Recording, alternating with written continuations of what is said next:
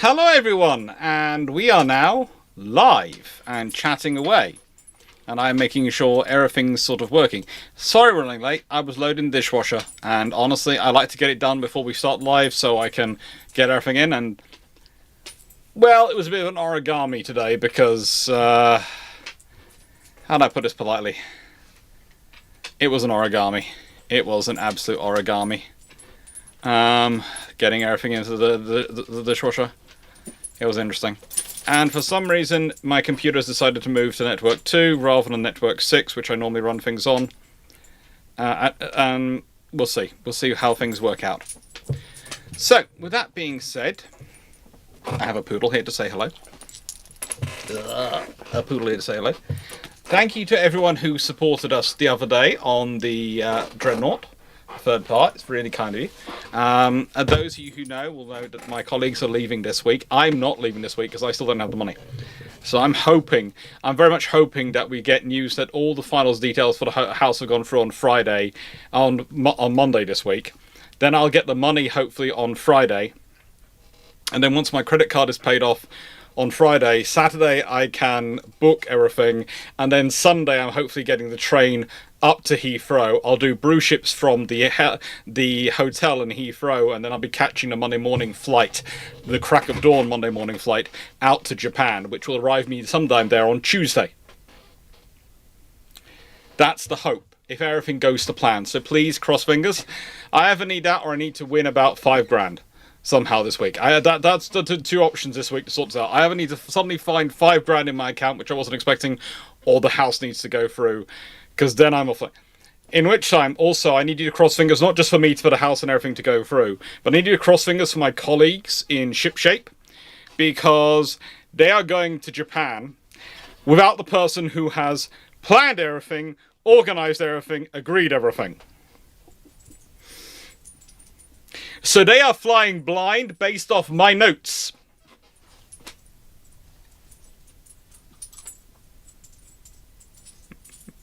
Wish them all luck. They need it. Now, this week I am joined by my colleagues, Runon. I am joined by my colleagues, Dragon. And I'm joined by the most exceptional colleague, Foxo. This is rather nice being joined by three of them. We do have the stage live in the Discord, but we don't have any questions coming from there yet because we haven't added it into the system. And frankly, I am not adding in extra trouble onto poor Runon before we go to Japan. There's going to be enough, because when I come back from Japan, which if it's late enough will be the 24th I come back from Japan rather than the 21st, as I've been historically planning to go back to here, I've got basically almost a little over 2 weeks, and then I'm off to London. I'm there for London for a few days to give the talk in London. And then I come back and it's the Historiathon. Thank you, Michael Cooch. You all know the Historiathon's going to be a lot of fun. It's going to be a lot of fun, the Historiathon.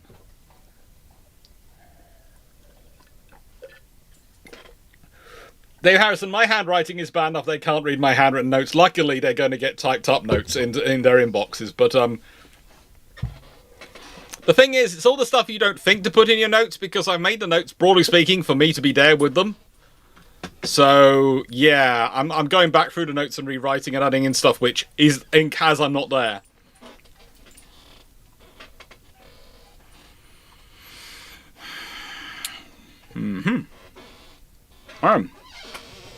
Well, at least you are a functioning insomniac, and therefore you don't have to worry as much about time zones messing things up for you. No. No, I don't have to worry about that. I do have to worry about a few things, though. Although, I do have an advantage. If it works out this way, then I might not be going through with my colleagues. I might not be boarding a plane at any point with them. So at no point do I have to listen to Drac, and I do love him dearly, making jokes about the sharp implements he's picked up with himself to flying around. For example, I was very happy when everyone was flying back from Finland that we were flying back a couple of days after Drac, because he had a giant cannon to take with him through the airport, and it worked. I kid you not, a cannon. I did not want to be Yes, going well- through security at the same time as him with the cannon, and him going, yeah, that's my friend over there. We're part of the same naval history group. And I'm going, no, please do not. He cannot use a cannon to hold up an aircraft. Well, I could. It would works. Your informative nature, my good friend, is at times both wonderful and unhelpful. So, I'm not going to make that joke because I don't want to go there on the live stream. But No. yeah. Anyway, I had a very informative discussion with some friends of mine who have recently immigrated to Europe. Mm-hmm. Which part of Europe? Suffice to Netherlands. Oh, very nice. Netherlands or Denmark? I think Netherlands. Pretty certain Netherlands. Amsterdam. Yeah, so Netherlands. I don't think they're in Amsterdam. Just Amsterdam is the city of choice for international flights. Yeah. Suffice to say, now I have an idea of what I can, can't, or / will and won't be bringing with me if I ever get a viable employment opportunity on that side of the Atlantic. What, did they try to get through the airport? Oh, it's not so much that. It's mainly just the, whole getting labeled as a terrorist thing. It happens. It doesn't... regardless of whether or not it happens, it doesn't look good on a work visa application form.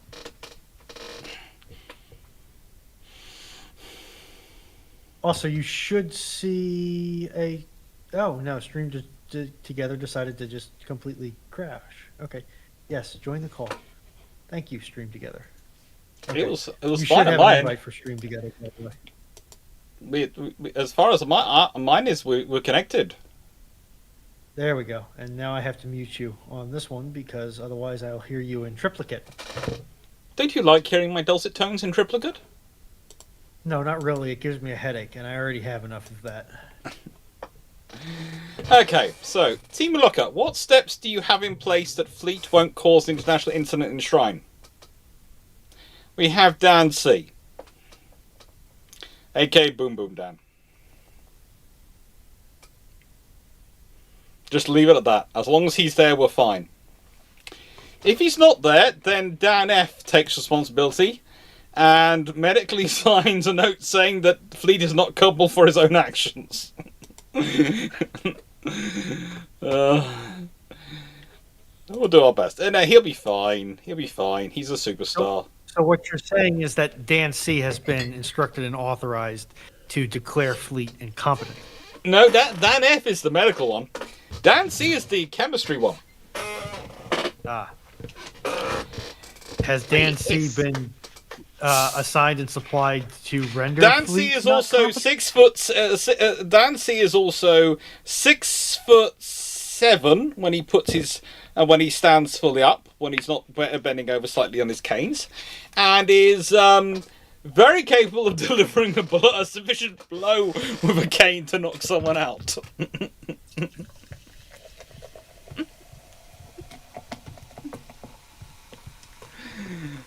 That is the methodology. Also, I'm sure nothing will go wrong. both of them carry enough for various medical illnesses they have carry enough drugs on them that I'm fairly sure they could tranquilize a small elephant. So these options have been worked out over the years, over many years.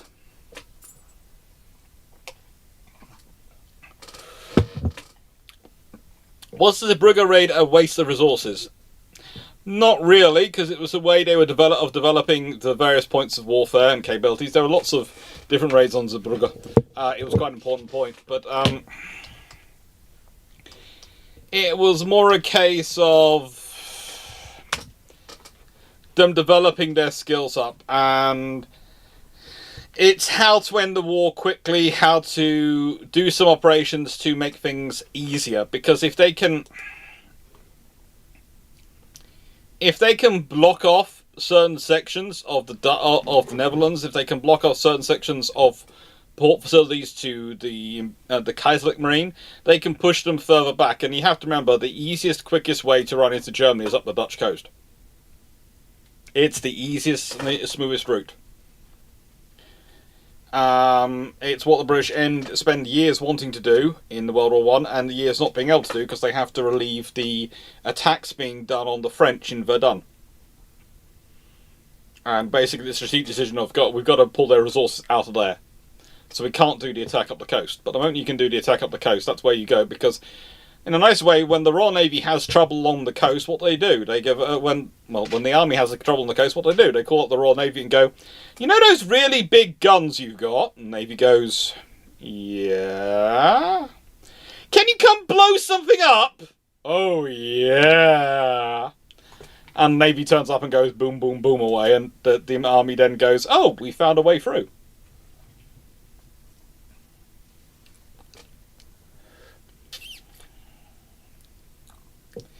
YouTube Minecraft Watcher, you might want to lead that question for when we're next doing UAD during the Historiathon. Because that'll be more fun. Although I will tell you this, there is a video coming up which is about the Dominions getting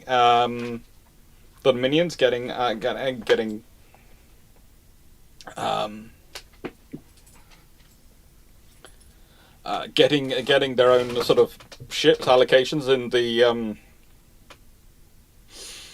in the Washington Treaty, and that's going to involve me playing around with UAD quite a bit. Well, at least one bit is.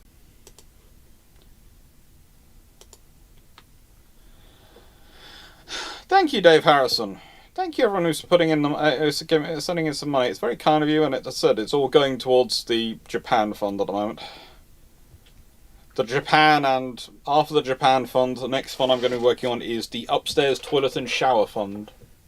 Very prosaic, but that's where I'm going to put my spare money towards. Oh, because the sheer amount of interest I've paid means I'm probably not going to do it out of the mortgage. As he says, because it just passed. Yeah, it's 2 days from passing the 23rd of the month, which means that there'll be another. That's another 12.5 grand of interest. So that's 5 grand from me, 5 grand from my sister, and 2.5 grand from my mum. A month interest because of the delays in selling the house. 12.5 grand a month. Anyone in the panel want to suggest you could buy for 12.5 grand? A white BMW? I could move all my crap over there in a sea can. 4 Warlord Titans. We have very different priorities. Oh no, I don't want a Warlord. I just... If you want something to spend a lot of money on, how many Titans does it buy you? Is usually one of the amusing things to figure out. Honestly, there's a lot of stuff I could spend 12 grand on.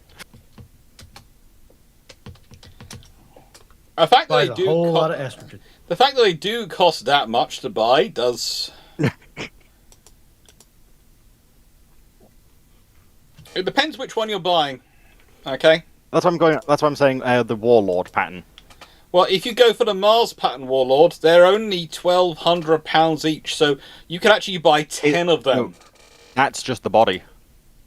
Oh, that's just body. That's not including that's not including their guns in the head, which I think brings up to about 2,000 actually. So yeah, you can get about 6 Warlord Titans. Okay.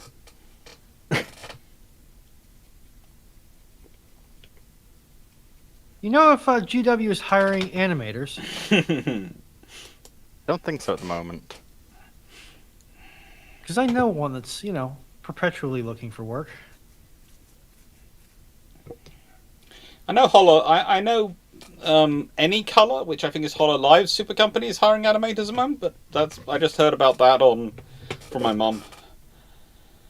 Chandler, how powerful dominant was the Crown of Aragon in the mid to late 15th century Mediterranean? Not really that massive. Can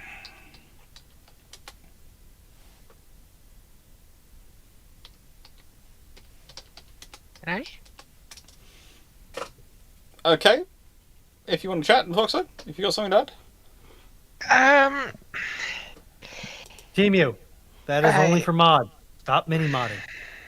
Sorry. Foxo. As far as the Western Mediterranean goes, they were at this point.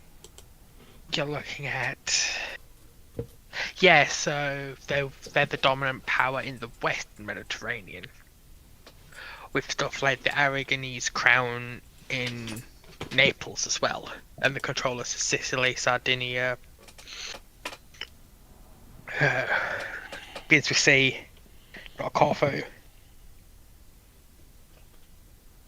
What's the island north of Sardinia called? Well, the thing is, whilst theoretically, yes, the Fatal Cross that is the Crown of Aragon is quite. They've got Provence, they've got Montpellier, they've got Majorca, they have Sicily, Naples, and the Kingdom of Sardinia, which is modern day Sardinia. They've got all that, but the trouble is those things, and they've got bits in Greece as well. I think, if I remember correctly. No, that's Venice. No, they had the Duchy of Nepotras and the Duchy of Athens, didn't they? Were their vassals? No. Their vassals. I'm sure they were their vassals between somewhere in the 1300s in the 14th century. Yes, but at this point, Athens is under Byzantine suzerainship again, and would be until the fall of Constantinople. Because this is in the late 15th, it's the late 15th century Mediterranean, and that's the trouble. Is basically, by the late 15th century, and this is what I was going off when I was originally answering the question. They have had to pull back quite significantly. Yeah, but you're running around one of the few permanent navies at the time. Yes, but it's mostly being used for merchant work rather than naval work. It's their ships are not really as they have a war fighting capability and they do put it together, but the thing is, the trouble is it depends on how strong the central government is. Whenever you're dealing with something which is a vassal ship, vassal scurry, it depends on how much the central person actually has personal power. And on some of their rulers were capable of wielding quite a mighty force, but quite a lot of them were not. Yeah. From what I remember, they had a permanent navy to deal with the Barbary pirates. And it's why it's specified the Western Mediterranean, the actual Aragonese coast at the time. Like, even in its lesser periods, there was still a very capable professional navy for the time. Mm-hmm. Which isn't saying much. They're good though. Right.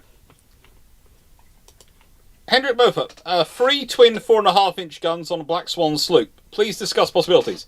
It's going to be an excellent escort vessel for convoys. It's going to be able to fight a destroyer in terms of firepower. It's going to have excellent air defense because if they've got the twin 4.5s, then they've got the system which basically is it basically means that you've got the mount which is eventually put the mount turret which is put on the Daring class has actually been built prior to World War II, the equivalent of prior to World War II, and if you've got that on the Black Swans, they're going to be very capable little warships and very scary little warships for anyone to engage. Why are we trying to make the why are you trying to make the British escort force even more violent? Well, because I think this is basically people going, well, what happens if you do add this onto the Black Swans? Because they're already the premier ASW weapon. What are you doing? Well, at a certain point, you're giving enough firepower now that they are ASW and also surface fighting capable and air defense pretty darn good. And at a certain point, you then ask, well, if they had torpedoes on, what would they be? Daring class destroyers. That's basically what you're doing. You're slowly edging between a Black Swan to a Daring class destroyer. All I'm hearing is that the Axis Navy's just screaming in the background at the prospect of a even more rabid Royal Navy escort force. That is basically the problem, and also with Black Swans, with that amount of firepower, if they're escorting convoys up the East, it's going to be very tempting to take them off the ASW roll and stick them on the East Coast convoy roll, because those things will massacre Schnellboats. Basically, the Schnellboats will come in and go, yeah, we're at long range. Radar-guided 4.5-inch shells are now raining around us. Oh, we have ceased to be a composite pole.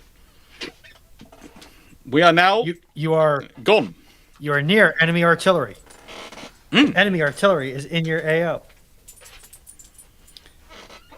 We have found the enemy convoy. Yes, attack them.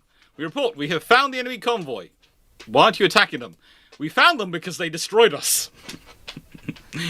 Reconnaissance by annihilation.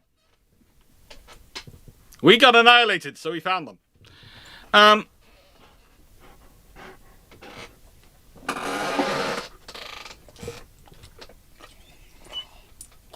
Okay, Knight.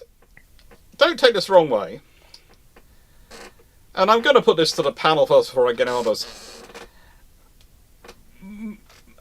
Your question is, how did the 7.9 to 8.2 magnitude mega thrust Great Kanto earthquakes roll in the Japanese militarism overblown?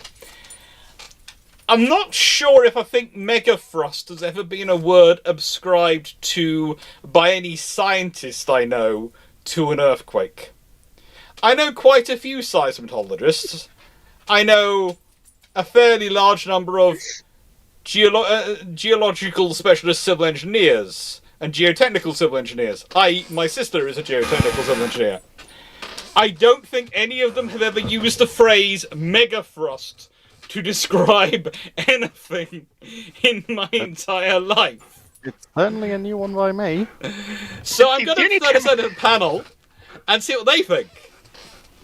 The only time I've heard that is in referred to as jet engines.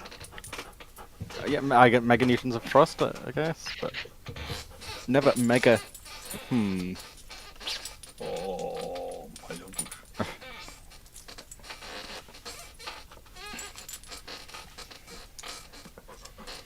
It's a new one. And look, in the nicest way, people like to ascribe all sorts of things to all sorts of things. There is a reason why I think it's the original illogical fallacy, ad hoc ergo propter hoc, after therefore because of. It's the easiest thing to go to make an argument to someone. Well, this happened and then this happened, so therefore this must have caused this to happen. Frankly, when you're dealing with such enormously complicated events as plate tectonics, I don't think anything is inevitable, honestly. To be fair, I have heard a conversation of my aunt, one of my aunts, bought a lottery ticket for the first time in her life. And the next day, her daughter went into labour and gave birth. And so, of course, she decided that therefore it was due to her buying a lottery ticket and actually winning a small prize on it, that, you know, the joy brought it on. And my point was this. AKA, this is my cousin's 8th kid. She's been with her husband since she was 14. They got married at 18. So they've been married for 23 years. So, yeah. That might explain time. And I would like a couple of sets of twins as well there, which is kind of tradition in my family. Second boy in the group. Luckily, the dad, the mum works in finance and the dad works in natural gas and oil exploration. So I think they're just about okay on it. But I don't think I'd ever ask them for money either, because I'm fairly sure they're permanently short with 8 kids. Also, and this is the perhaps more important thing, the aunt who bought the ticket, she's in Texas. The cousin lives in the UK. Her daughter lives in the UK. So I am damn sure, excuse the French, that they had nothing to do with each other. But still, my aunt is certain that because she did well in the lottery, her daughter went into childbirth. Went into labour. Ad hoc, ergo propter hoc. And humans fall for it so often. Yeah, it's not an argument I think anybody could win, honestly. Yeah. To be fair, this does explain why I'm an uncle so many times over, though, and also why I'm permanently poor every January. No one wants to have my Christmas bill. No one. Ever. You almost need to find a semi-generic gift and buy it in bulk. I tried, it didn't work.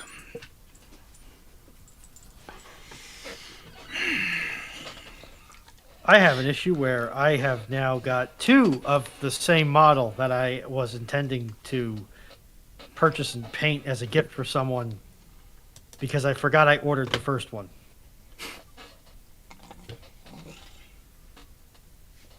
Oops. Yeah. You seem to just have an eclectic mix of models, Runon. Yes, now I have some very fuzzy Marines. I think at a certain will point have a lot. you have to start a policy of you're not allowed to buy a new model till you finish painting an old one. Where's the fun in that? Technically speaking, I have finished painting some old ones. Okay. And also, I want to support my friendly local game store.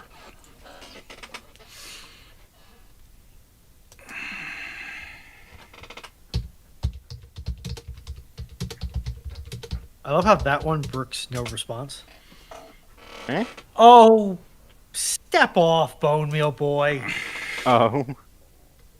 Cow to face. How big is the pile of shame, Runon? Well, if you were in an arts and crafts store that had a model section, my pile of shame would not look out of place as the Warhammer section of their model section. Dr. Dan should be able to promote himself, but I guess not. No, Dr. Dan can't promote himself. Why would he do it for himself when he has you to do it for him? Because I am currently trying to run my own shambling mound known as a stream. I demand peasants do it. Listen, just because you have letters after your name does not make you a higher form of mammal. To be fair, he just Yes. called you a peasant, so, you know. He can call me what he likes. It doesn't make it accurate. Right.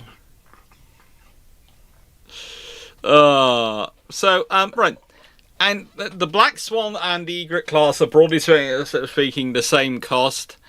And broadly speaking, I am saying broadly speaking, the trouble they come in at around £50,000, I think, in that period. So that's roughly what we're talking about. Trouble class destroyer, again, if I remember correctly, the costs are in my book, and it's roughly 100. Let's see. In comparison, to give you.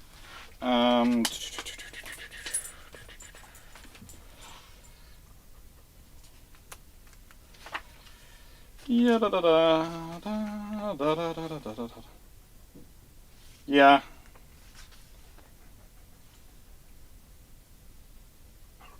Yeah, they're roughly about half the price of a Tribal Class Destroyer. But there again, the Tribal Destroyer is going to go faster, so it has more boilers and engine works, and it has torpedoes. And those two things add on a fairly large chunk.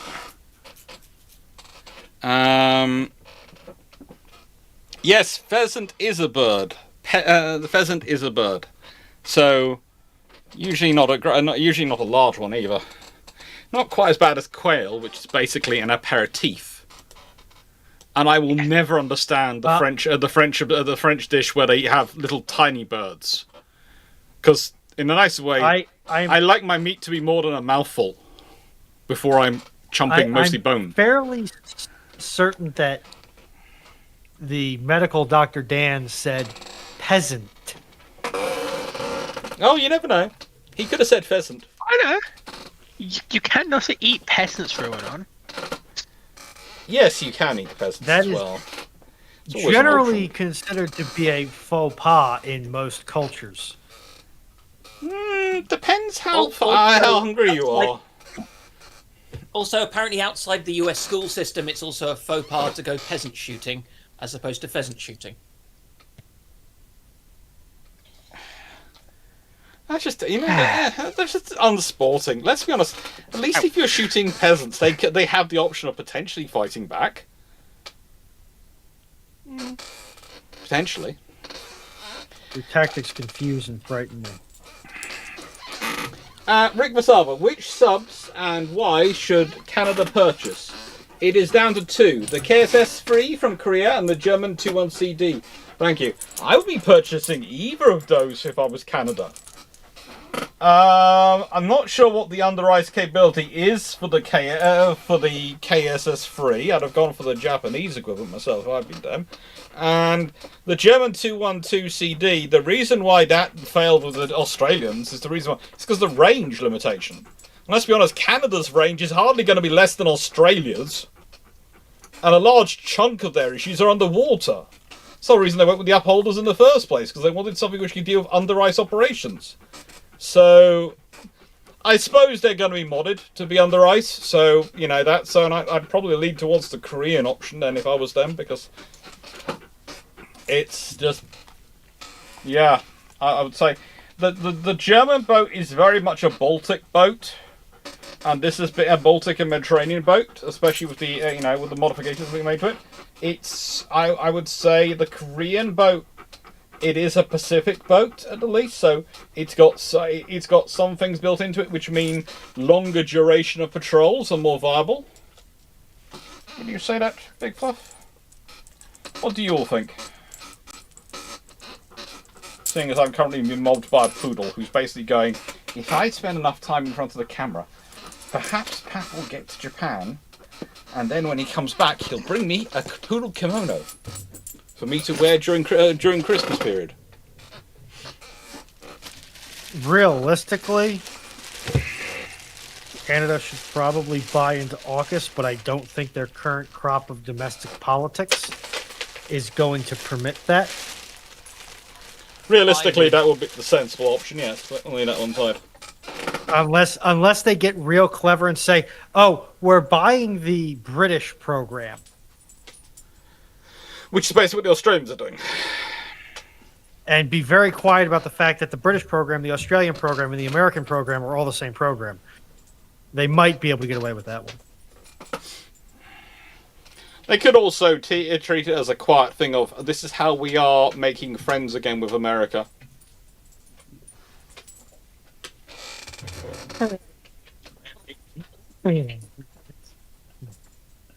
I'm not certain if that one will work that well, because I don't think most Canadians see...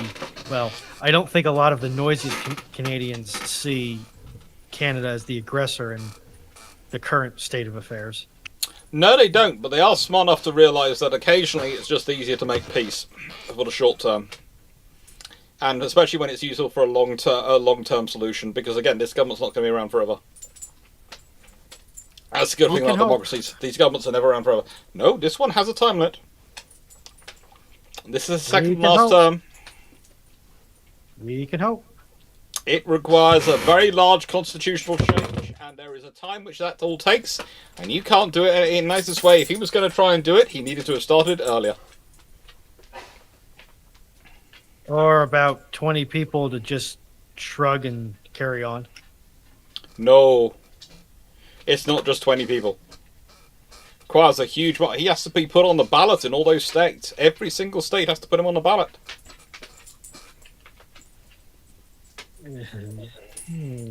There's a lot of electoral commissions involved. And there's going to be a lot of people who are sort of... How do I put this politely? As I was saying, is... Whether you like him or not, the rules are 2 terms.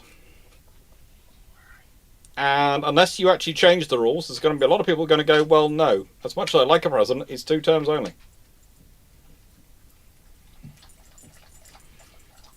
Which is why in the UK we don't have any such silly rule.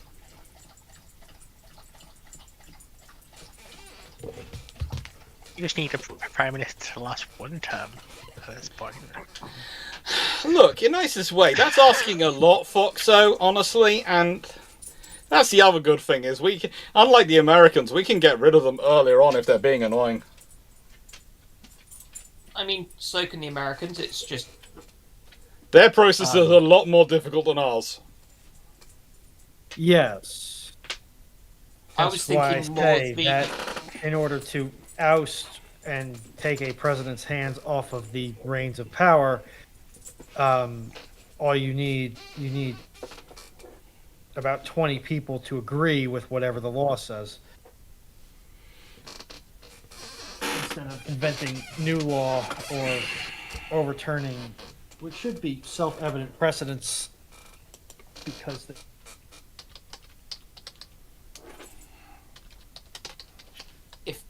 Yeah. I just had the what's the word? Oh, what's the thing? Some of the songs from the nice Sondheim, I think it is, Assassins going through my head. Let's not go there. Yeah. Right. Black Horse, why was Operation Deadlight done instead of using the submarines? Because the submarines weren't useful. They were either worn out through war service, or frankly, they were such old tech that no one wanted them. And also, remember, the build quality had been declining. Yeah. This is one of the things which I have to explain to some people. There's a video coming up where I talk about what happens if the fleet isn't sunk in Scarpa Flow. What happens if the German High Seas Fleet stays afloat? And realistically, the British are going to make sure the more advanced German ships are split between them and the Americans, because neither of them wants them. So they're going to disappear quickly, because they'll look at their technology and then get rid of them, because they don't fit in either fleet. They don't make sense in either fleet. Neither wants them. The Italians and the French are going to want whole classes, so they can make a whole division. So that's what they're going to want. And the big problem you're going to have is that when the technology is all being reviewed, everything's being implemented, it's going to change the situation when it comes to the treaties. And it's going to delay the treaties. But no one's going to look at the German, the Baden or its sister and going to go, you know what, I want to keep this vessel in service, because it's not just that doesn't fit with them. This is an honest conversation I was having earlier on a Twitch stream. I forget who was talking about it, but the thing is, the Americans wouldn't want it, because if they had to choose, what will you keep, a Baden or a South Dakota in service? If you have the choice between having a South Dakota in service or having a Baden in 1920, which are you going to have in service? Which do you want? South Dakota. Yeah. It's got 16-inch guns and fits with my battle line. Oh, and I have all its logistics and spare parts to sort out, and all its maintenance needs, and everything fits in my training cycle, everything else. Why do I want the Baden? It's just going to be a pain in my behind. Excuse me, I'm just going to turn the camera off because it's having problems. For a second. Have you considered telling it just to not have problems? Yeah, the I camera have. cannot have problems without your consent. Yeah, it's fun sometimes. Sometimes I've been having problems with the internet all day. It's been going off and on and sorting itself out. And the trouble is because everything keeps moving between the regular internet and the Starlink, because the regular internet keeps going down. And this means I've got to get load balancing systems put in. I've got to get the proper router put in. Of course, on days like this, when it just keeps sort of flicking too quickly, my poor network solution can't can't keep up.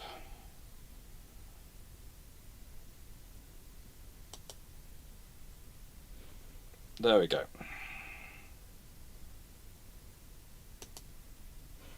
That's fine.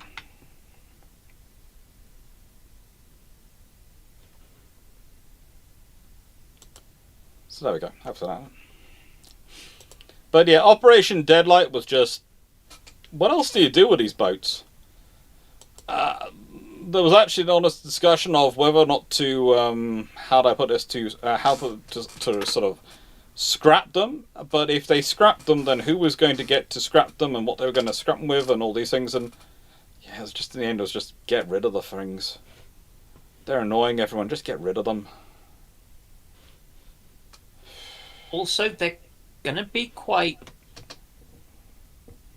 messy or tricky to scrap because they've got a lot of.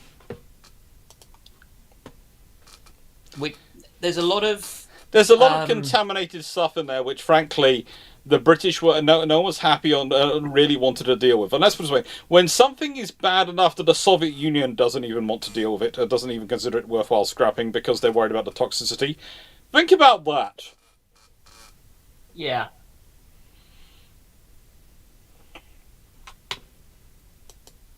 Have a good one, Channelord. Take care, Channel.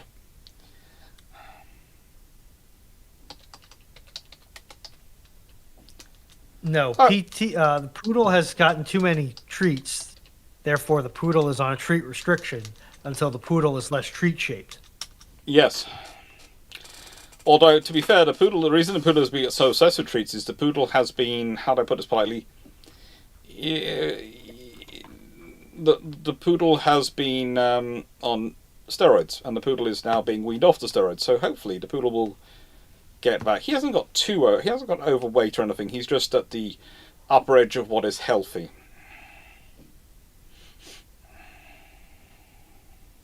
So we're now making the poodle less treat-shaped. Yes. So everyone is in the chat. What, in your opinion, was the best German merchant raider between World War II and World War One?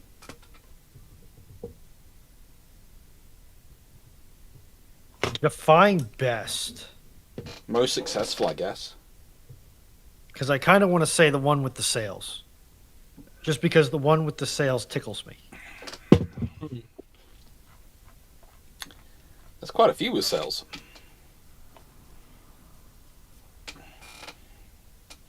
Is it the one that? No. I can't remember the name of the ship or the captain. That one. Mm-hmm. I'm not a huge fan of any of them, and actually, in some ways, their effect was as much to tie up large chunks of the Royal Navy and Allied navies, hunting for them or escorting things, rather than being able to do something more useful for quite a lot of the time. If you think if Force H hadn't had to periodically zip out into the Atlantic to go and chase stuff, and instead could concentrate on The Mediterranean. the Italian, yeah, that would be better.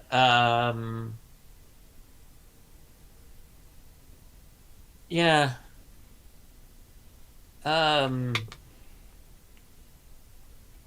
Yeah, I'm not a fan of any of the Hilfskreuzer, particularly. I'm just trying to think what else, what other. Yeah.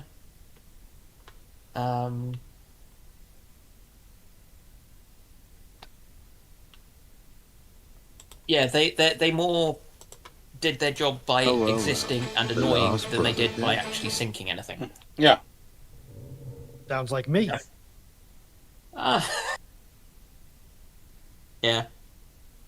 I did see No a thing. pushback on that, chat. No pushback whatsoever. I did see a thing on Instagram. It was a meme of something like, "I'm not pretty enough to be a hot mess. I'm a room temperature disaster." Mm-hmm. It fits. Anyone else?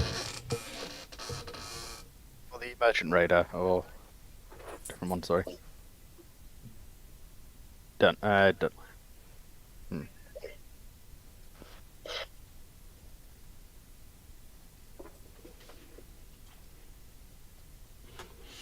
Right then, I would say. Ooh, what do you think, Dragon? What's your choice? I would almost want to say Emden, but she's kind of the go-to one, really. Well, I was I gonna don't pick, think she's sunk the I would most, pick but- Emden as well because mainly because she managed to die in the Battle of the Cocos, and I think anyone who dies in the Battle of the Cocos sounds cool because you can talk about the Battle of the Cocos. Honestly, I don't know if they're necessarily the best, but the two I do like the most is Emden and Graf Spee. I think technically is it Cormoran also I think Yeah. has another the good thing going for it that they Yeah. can claim to be the best. But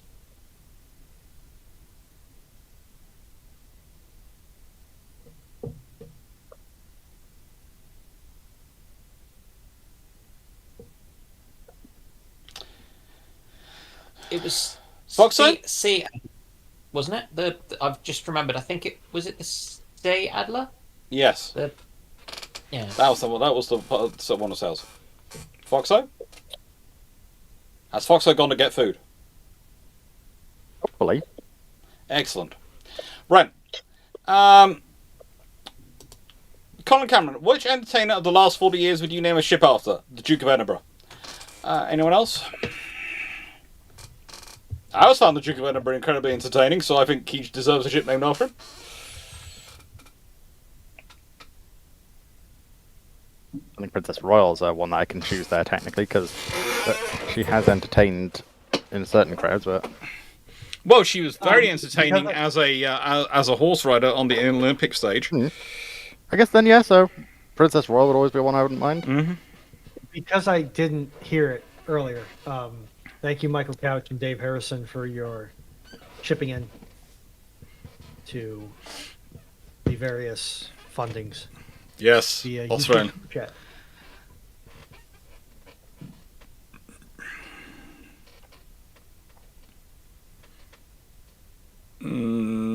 No, not Prince Andrew. Duke of Edinburgh, as in the former, the Queen, the deceased Queen's husband.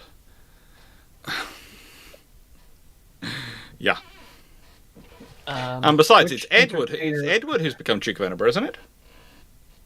Yeah, I think so. Yeah, not Andrew. Andrew's still the Duke of York. Lucky York. Yeah. So they've got him and Richard III. Brilliant, isn't it? If you Hey, say- so which hey! Stop being rude entertainer- about Richard III. Uh, Well, look, be more ahead. rude about it. He was French. Who? Richard III. Yeah. No, he wasn't. No, that's Richard Lionheart is French. And he God, wasn't. the other.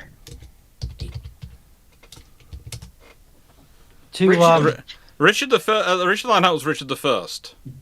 Richard III is the Duke of York, who is a York in the sort of the Tudor the Plantagenet He's the Wars, one he's the one who got bumped off by Henry Tudor. in the Wars of the Roses Yeah. sort of thing. Yeah.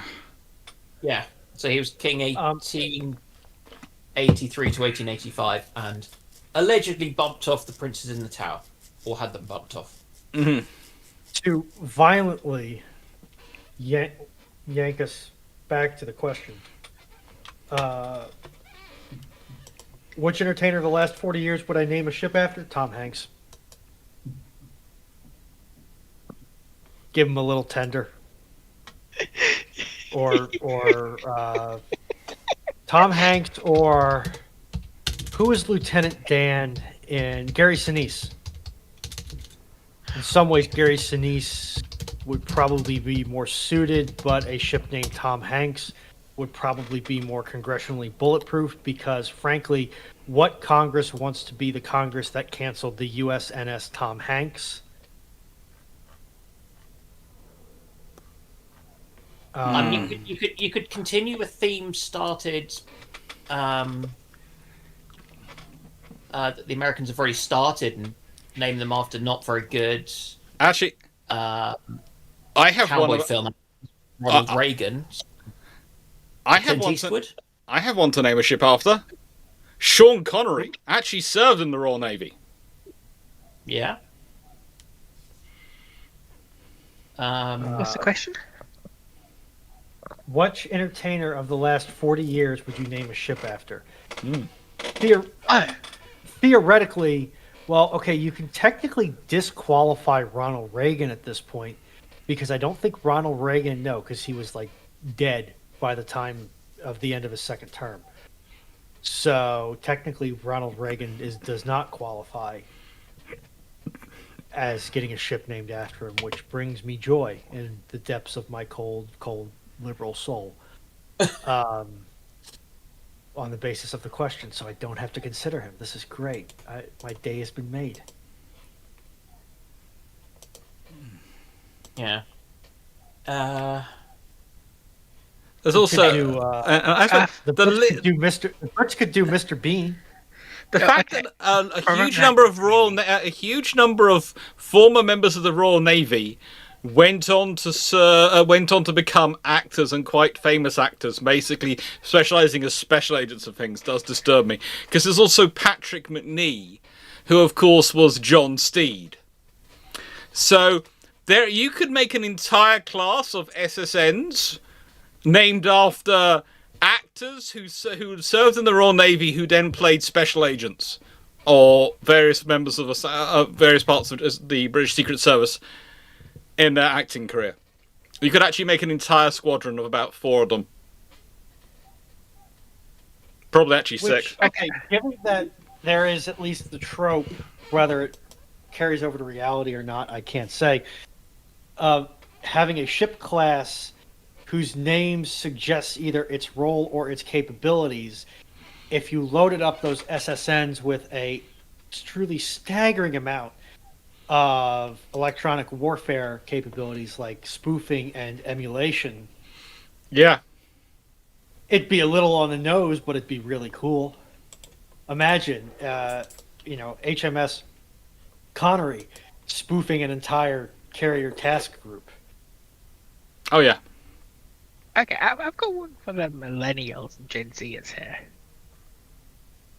An Arctic exploration ship called MatPat. Mm-hmm. Isn't that a little old for you? Isn't the Foxa? guy who plays Millennial? who sort of played the baddie in the recent Star Wars, which I have managed to avoid seeing? Wasn't he in the U.S. Marines?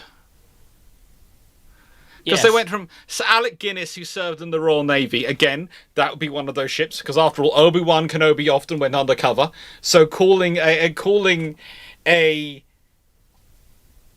SSN Sir Alec Guinness, the original Obi-Wan Kenobi, does seem appropriate to me.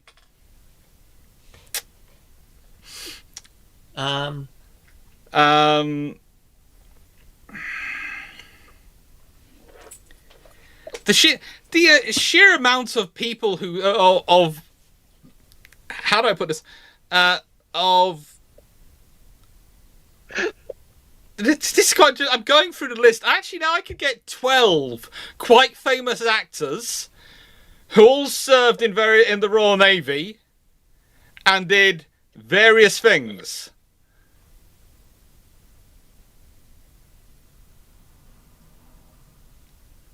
So Alec Guinness actually trained as a Royal Navy volunteer reservist, served as an observer and various other things, and also was involved in commanding landing craft during Operation Husky. And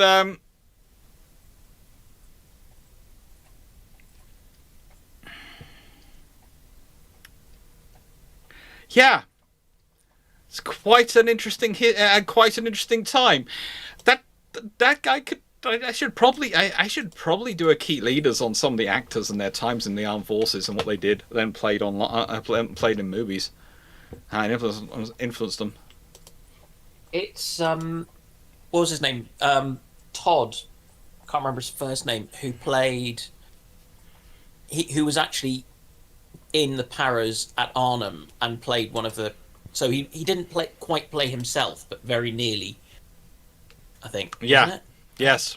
Richard Todd. Yeah, he played his deputy in the movie because they didn't think he was old enough to play himself in the movie, despite the fact he'd done the job. This is one of the problems you often get, actually, and I will say this is the problems you often get in movies and casting, is that they make officers older than they actually were. Well, I great- just love the teenagers in films that involve teenagers who I look at them and I'm like, you are not in your teens, you're in your 20s. Some of them are in their 20s 30s. maybe, but you Some- are still not in any capacity a teenager. Don't lie to me. Some of them are in their early 30s. Henry Buffer. Why do so many of the Royal Navy cruiser proposals from the 50s use the 4-turret diamond turret placement? Mostly because they keep being asked about they keep being asked about maximizing forward firing, and so you do a diamond turret arrangement, and then you show how impractical it is, and then you don't do it. The Royal Navy are the absolute kings of, look, this is a design. You've asked for maximum forward firing, so here we've shown you a diamond arrangement. And here is why you don't want to do that. But it's hideous. It does. These are the problems and complications and costs of it. And it works very well. But this is then causes fun when it's what me and Drac were discussing the other day. When we always know when the person writing the book has done their first visit to the UK to look at archive documents on warship designs, and they've done one visit, they've seen these documents, and they've gone back, and then they go, "Look, it's got these designs. So these must have been what they were really considering." And yet, one of the things you learn very quickly is that the Royal Navy, the Third Sea Lord, regularly presents to the Sea Lords when they're presenting their ships, and this is how Henderson does it. He will give them, these are your 5 designs. One is terrible. One has lots of hidden things he can point out to. Looks great on paper. One is not what they were asking for. And 2 are pretty much identical. And either one of those they pick will be fine. And can be adjusted to the final design he wants. And every single time you will see this, you're given 5 designs. The extra 3 inches of overall length is crucial as a differentiator between these 2 designs. How dare you accuse us of merely strapping a 3-inch block of wood to the front of the design? Actually, it gets worse. To create Me and Drac firmly believe the 2 similar designs in Unicorn are literally copied and pasted. We honestly believe they are copied and pasted because we have stared at those designs for hours. We have done all sorts, and we cannot find a single frigging difference. The only thing we found difference is the colours used on some of the highlights. So, forgive the slight tangent, but Doc, have you done a video in the Year of Leadership about chiefs of staff? Not yet, no. I have got a chief of staff coming up in Christmas period, which I'll be talking about and how they managed that. So, are there going to be more patron slots open this year, or are they all? There are currently, and that's the way. up? The vote for December is going to start tomorrow, so you can it's still open today for suggestions. Okay. This is me wondering why patron has just said notifications. You want notifications? I can't imagine why you would want notifications. Leslie, one Oh has my 12 God, they rivets, changed the other their has website. 10. Why did they change their website? The other has 10 plus 2 rivets. Actually, no. One of the options this is the great thing. Okay. On one design, I think it was the illustrious class. they put forward the options. You could have it riveted or welded.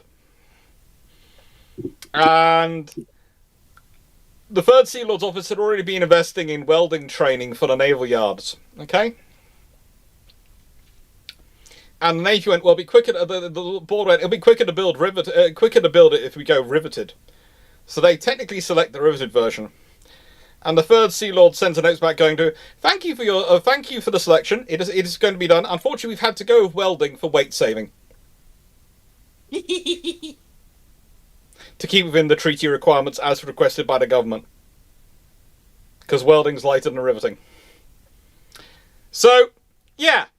Literally. It's a case of, but we ordered the riveted version. Yeah. You ordered.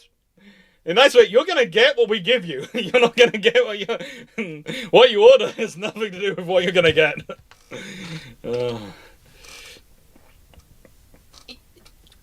You will get most of what you ask for. Just be careful what you ask for so that it's what we intend to give you. Yeah, counterface, it was several hundred tons. It was several hundred tons over the whole ship. So it was worthwhile. Alright, Lord Chandel. When, if ever, did the German naval infrastructure recover from the strangulation of Versailles? Never. It never really got back there. It was always potentially going to get back there. It never got back there. If war hadn't started in 1939 and they continued on for the next 4 years investing in the naval infrastructure, they might have started getting close. But realistically, they were about at the case. In nice way, that's if they managed consistent funding. At the funding levels they were consistently achieving, and the inconsistent levels of those funding, it's probably closer to 10 years.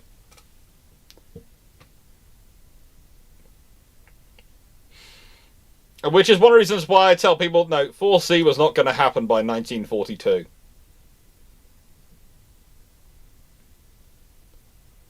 Plan Z is not going to happen by 1942. It's just not. It's not going to happen. The infrastructure's not there yet. And nicest way. This was the fun conversation I was that I've been having a lot of recently. It's the amount of people who've gone away and gone searching up what I put in the Liberty ship program about there being 20,000 trained, 20,000 what are called, qualified workers in the U.S. Navy in U.S. shipyards across the entirety of the United States. They had 20,000 skilled workers. All the rest of the labor was unskilled. They only had 20,000 skilled across the entirety of the United States in 1939. And this is the point I make when people go, well, but they could build these so many ships. Like, no, they can't. The big problem the Americans have with spooling up the yards is getting skilled labor, which actually can do what it's supposed to do. And it's the same with the Germans. They've lost, you think about it, they haven't been building those ships for 20 odd years. Think about it, where's the skilled labor coming? That's an entire generation of skilled labor gone.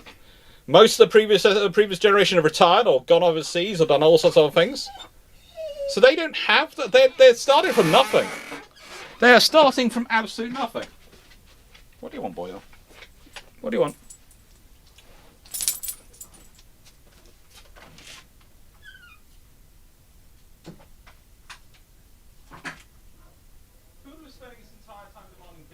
I think he wants your respect. I'm muted. That's why I can't be heard. Your time, and more importantly, big brain. Remember, kiddos, it takes 20 years in a professional perspective to make me. And probably about 3 diagnosable neurological, psychological conditions shoved into a trench coat.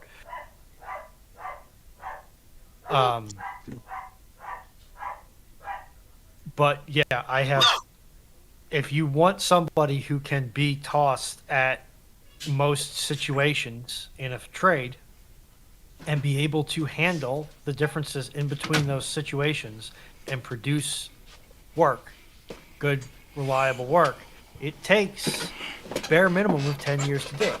Well, in this way, even And that's, you know, you're staying within one specific subfield if you want that. if you consider the average age of people who do my job, I'm young. I'm about 10 years younger than most of my colleagues at my level. And I'm a historian. Most of my colleagues who are considered peers of me at my level in terms of what I teach, what I do, how I... they are 10, 20, 30 years older. If the Treaty of Versailles smashes that... this is also the other advantage. The advantage Britain has, if you look at Britain and you saw some talk about Britain, Britain has the largest concentration in the world of skilled shipyard workers in 1939. They have the largest concentration in the world. That's the same advantage they have in 1914. That's their advantage. Yes, America has a lot of potential. Germany has a lot of potential. But until you put in the actual effort and actually develop it, you're not going to get it. It's the one thing you go, we have now got a dockyard. Have you got the skilled labourers to use it? No.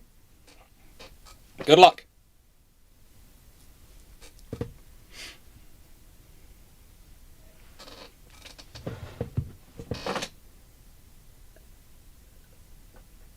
Oh, luckily I have Steve here, and he's paying attention, which means I can ask him questions. Cool, Josh H. It's always fun. Teaching history is fun. Night to go for one. If the British finished the lone 112-gun St. Lawrence class first rate and the 212-gun Wolf class first rate ships, how did the British get the USA not to complain about it?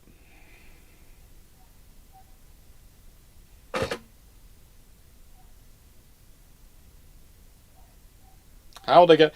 I think in the period they're being built, especially around the end of the War of 1812, once it's ended, if the British said, we're finishing these ships off because we're going to use them elsewhere, the Americans would have an option of, do we want to start this war off again, especially now the British are freeing up troops from the European theatre and can start sending them our way as well along with a lot of ships, or do we want to keep quiet and let them just get on with it and pop off with them?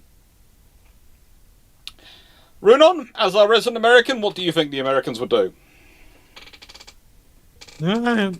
I'm more formulating a response to Castina's statement about the Super Tucano.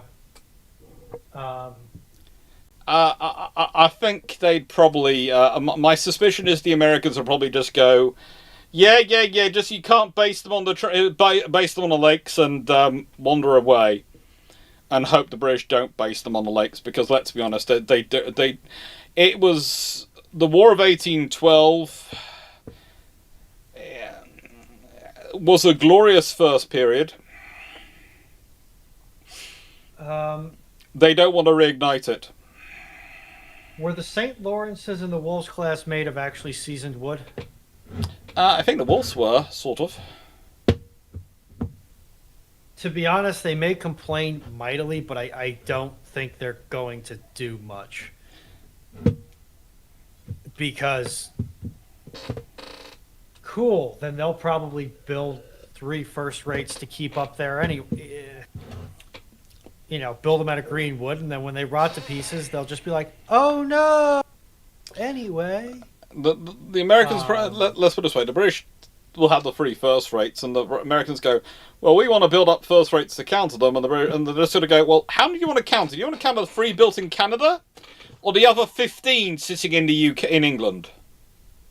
Yeah, I think the U.S. I think the U.S. gets enough of its bell rung during the War of 1812 that it really doesn't want to go for round 2. Yeah. So, while the more bellicose members of the outward-facing political apparatus in Washington might make a lot of noise about it, I don't think they're going to do anything about it, if that makes sense. Yeah. Also, to Castania's comment about the Super Tucano being a modern version of the P-51A, you are correct in the same way that me saying a Mustang Mach-E is just a modern version of the original Mustang when it came out in the 60s. Okay.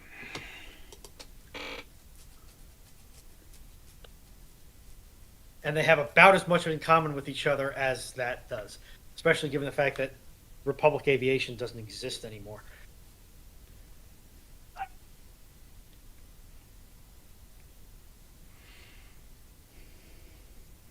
Depends where you're doing the doctorate, Josh H. Depends where you're doing the doctorate. Okay, if a Burke DDG costs about $1 million a day, this is from Carl Gasberg, what's your estimate of running a much lower crewed Zumwalt? Well, I'm going to keep quiet on this question, but I'm happy to let anyone else who wants to answer it. The Zumwalt is going to cost more because it has less of it, which means parts orders are smaller. Like, the military is probably one of those very few locations where a lot of the cost isn't necessarily personnel and is instead parts. And then there's the actual cost versus the, we need to fund this program that we can't be seen funding. So we're going to inflate the costs of this other program to cook the books and get the money that way.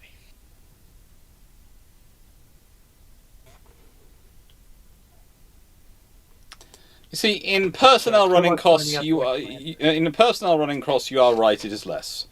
But again, the Arleigh Burkes do benefit from a huge scale factor and quantity factor in terms of their parts and components running cost advantage.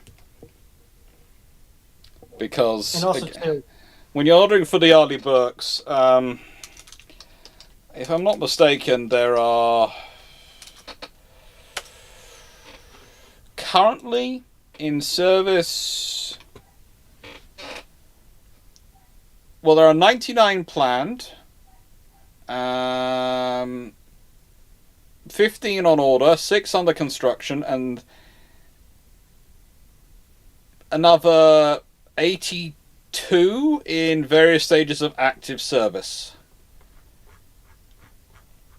I'd also like to point out that while this is probably getting to the point where it's starting to taper off on the Zumwalts, on the Burkes, there are very few new problems. Unless they are related to age. Yeah. On the Zumwalts, there are very few old problems. And the only old problems are on the systems that were carried over from the Burkes. It's the old adage of if you've owned a car and you get into a discussion about buying a new car, it's like, yes, but I know what's wrong with this car and how to fix it. Whereas if I go buy a new car, I get a new set of problems. USS Arleigh And Burke has how to put this one. It was launched in 1989. She was laid down in December 1988. She's commissioned in 1991. So she's done over 44 years of active service. She is, as in ship ages, we'd be telling you that she is 36 years old. And let's be honest, her piece of metal the first piece of metal for her were cut before I was born. And yeah, Flight 3A may have some new problems, but realistically, it's not going to have the same proportion of new problems as the Zumwalts will have had. No. Because I think we're at 3A now, right? I think we're still at 3. I think it's technically Flight 3. I think it went Flight 1, Flight 2, Flight 2A, Flight 3.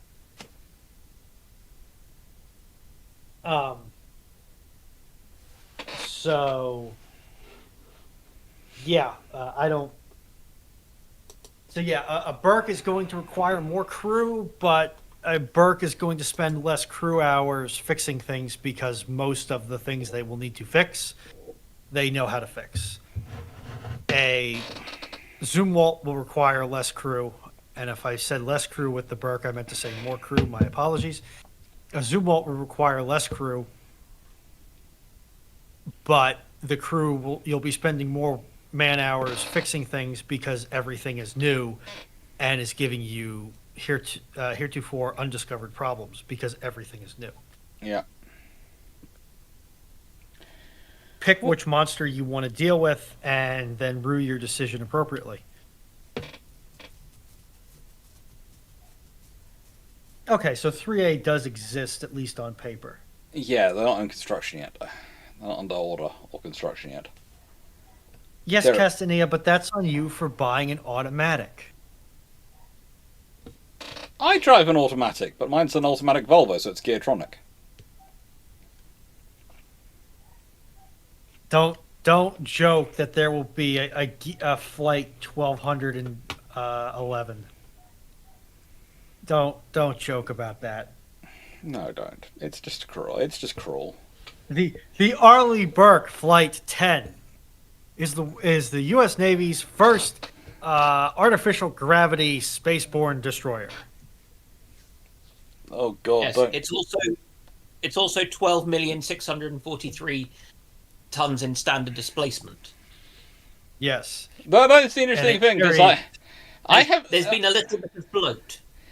I have seen an option for the flight for a proposed flight floor as DDGX, right? Put forward by a friend of mine, and it's scaled the Arleigh Burke up from their current design, which you must remember the Arleigh Burke class currently they displace 9,900 tons, right? It scaled them up to 15,000 tons, but it's claiming they're Flight 4 Burke. Hey, whatever gets Congress to fund it, I can live with. It's 50% more ship. And did Congress fund it or not? Ay, caramba. Yes, crewing is a bottleneck and it is narrowing. Look at U.S. domestic politics right now. Mhm. It's only going to get worse Oh yeah. as far as crewing is concerned. And that's not just all the boomers retiring out. That is the current state of Americans' relationship with their government. hmm I think it also depends what you're talking about, because one of the things I noticed in the U.S. Navy is they never need to struggle to recruit from the Midwest. They're always meeting their target from the Midwest. That's because they don't know. Those people don't know what the sea is. Basically, it seems to me this is my experience. Is a lot of people who come from the the central farming areas of the United States who've never seen the sea, join the U.S. Navy, do their 5 or 7 years in the U.S. Navy, and then go back to farm. So they're either riding horses the whole time, or they're riding a ship. Maybe they like the slightly swaying motion. I don't know. I mean, the other,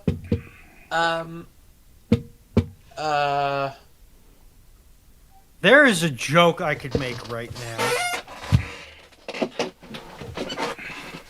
Don't ride a horse, ride a that. Yeah. Full Foxo. Yes. Remain family and child friendly. Come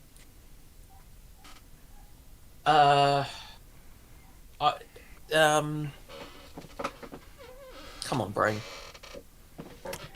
Well, you also have, these are all these options which they're coming through, and they're going to keep coming from. It's going to keep. Anyway, next question. All I'm saying is that there's a joke about people leaving Oklahoma, and there's a joke about people in the Navy, and those two jokes have a disturbing amount of overlap in this context.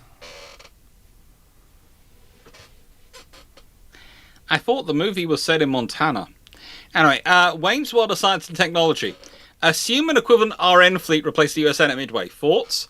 Well, if the strike's delivered at night time, the Japanese are annihilated in the middle of the night.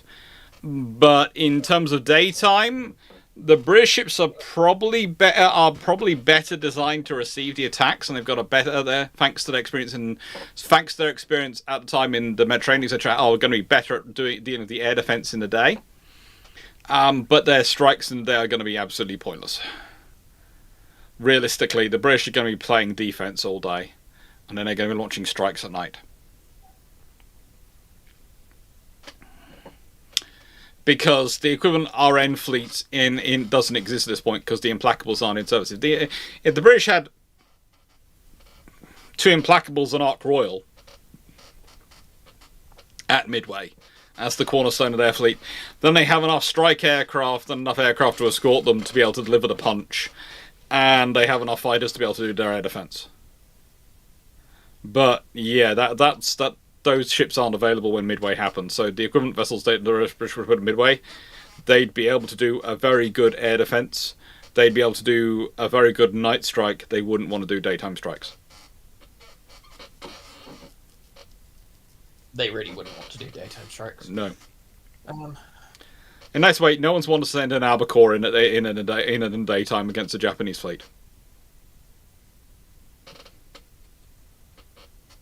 I mean, the issue with an automatic Walter Brodos is that there's far more things to go wrong, and when they go wrong, they tend to brick the entire unit. I would say Volvo automatics and Subaru automatics, which is what I've always had. I mean, Touchwood have always been good.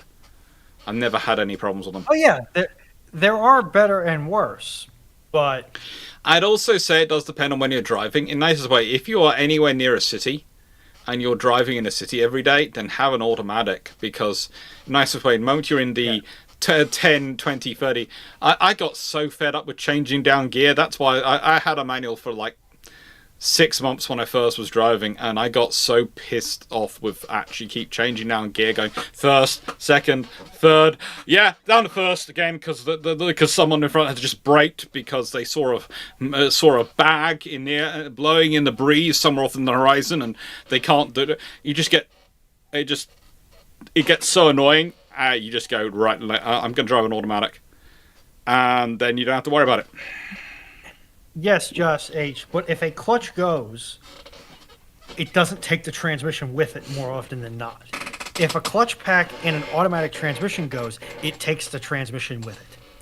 Yeah, but realistically, the modern systems really shouldn't do that. The modern systems are. It depends. This is the thrust of my argument. Yeah, the modern automatics don't really do that. Most of the automatics we've been getting most of the automatics we've been getting from Europe and Japan for the last decade and a half don't really do that. Now, if you have I'm not saying there's something different about the American automatic gearboxes. I'm not saying there's a problem with them. Now, if you have a continuously variable transmission, all bets are off. May fortune forever be in your favor. Yeah, it's kind of like if you have a Rankle engine. Good luck. Castanea, did Navy... a white BMW. Okay. Foxo, Foxo, are you buying a white BMW at this moment? She already has recently bought one. You And bought... I went out of my way to get a manual. Is it BMW automatics? Did you get As it such, since fixed, forgot or you have is to it use indicators. or is it still a lawn ornament? Okay, it's working now. Asterisk on the working. The new key works, but the stereo stopped working and the sound system stopped working. All I can say is thank God that saved many, many other pit road users' ears. Castanea, did navies have preferences for the type of wood used to masts? Yes. Usually they wanted long seasoned pine. But basically. Because pine tends to grow straight.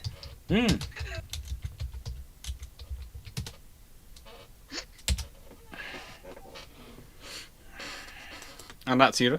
But technically, we're talking sticker spruce, Douglas firs, Engelmann spruce. Occasionally, you did find them using ash, maple, or sassafras.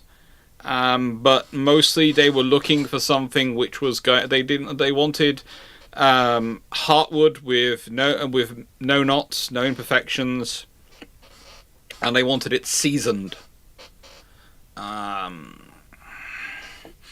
They did work on hollowing out the construction as well, and that involved the wood was sort of laminated and all sorts of things to try and make it better, but. Principally, when you're looking at masts, you're looking for something which is long, straight, and it can be maintained, and preferably is going to be as long a piece of wood as you can possibly get.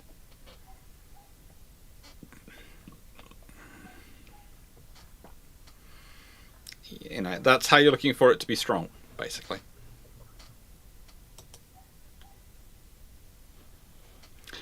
Now,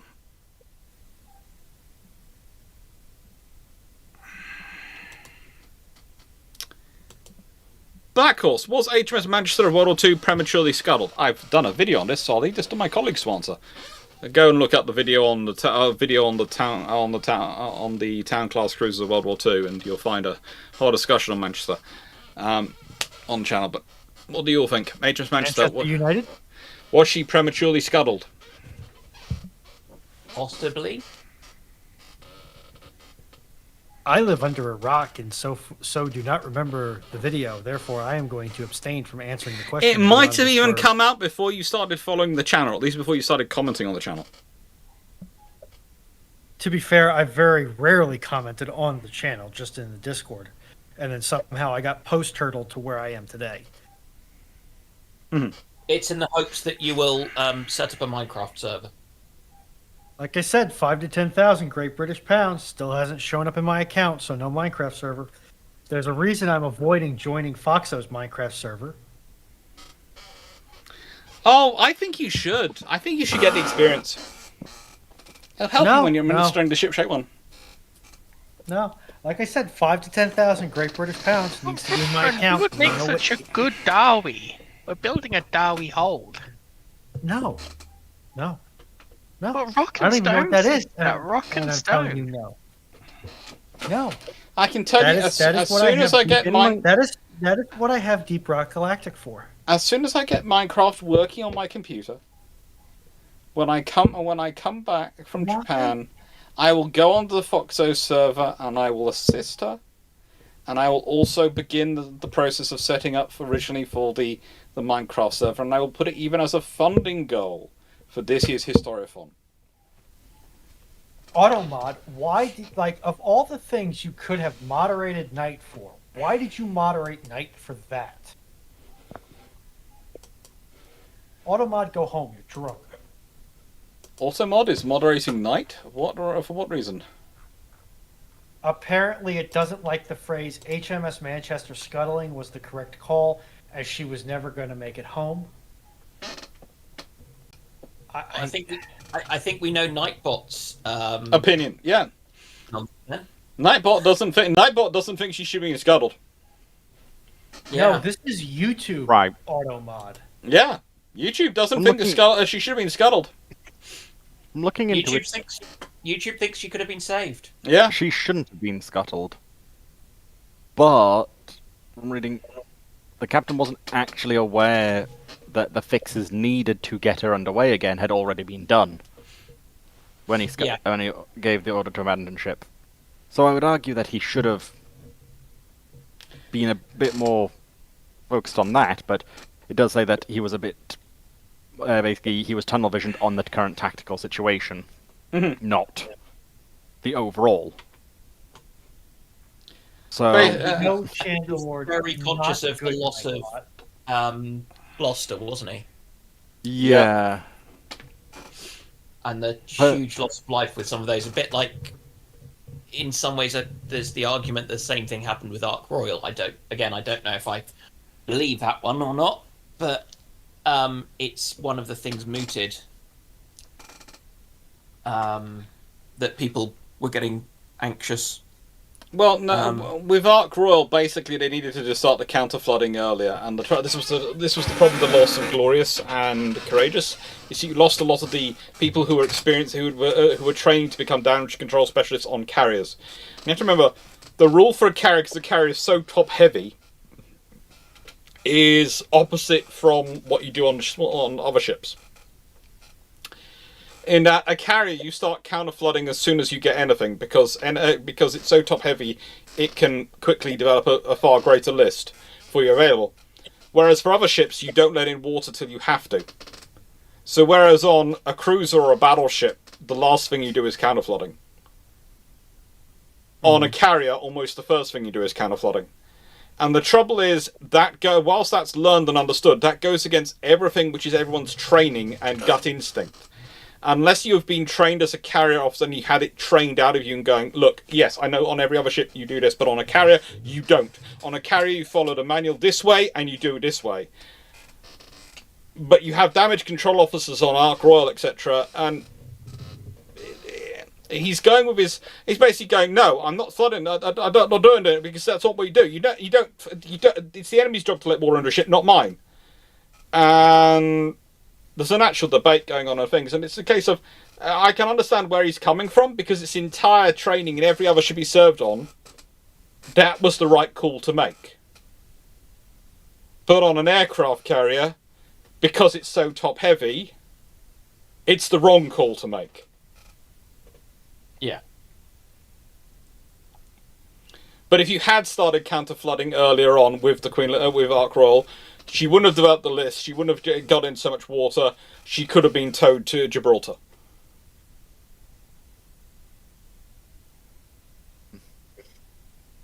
Looking at the loss of Manchester, it was entirely preventable, and likely she could have got to home waters, or at least to waters where she could have been repaired. Yeah. And we see on even more stricken ships that managed to make it back. So, well, let's be honest. You have Nubian, which gets back to port with her entire stern missing. You have Eskimo, which gets back to the UK across the North Atlantic and the North Sea with her bow missing. In the nicest way, Twice. there are it's possible to do these things with quite a huge amount of damage. If you've had the right damage control calls made early enough. Yeah. What's- And, but given that they made the wrong calls,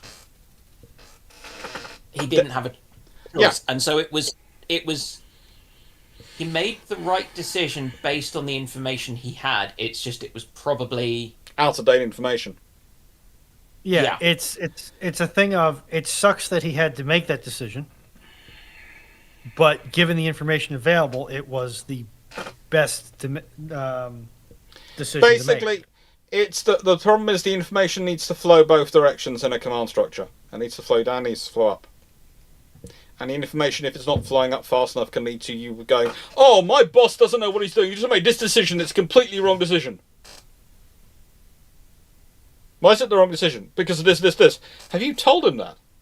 Why would I have to tell him? He knows. Is he a mind reader? Is he God? No? Then he doesn't know. Go tell him. I mean, I've had some bosses who think that they were gods. Yes, and there's a difference. If you've got enough bosses honestly like that, then frankly you're never going to win.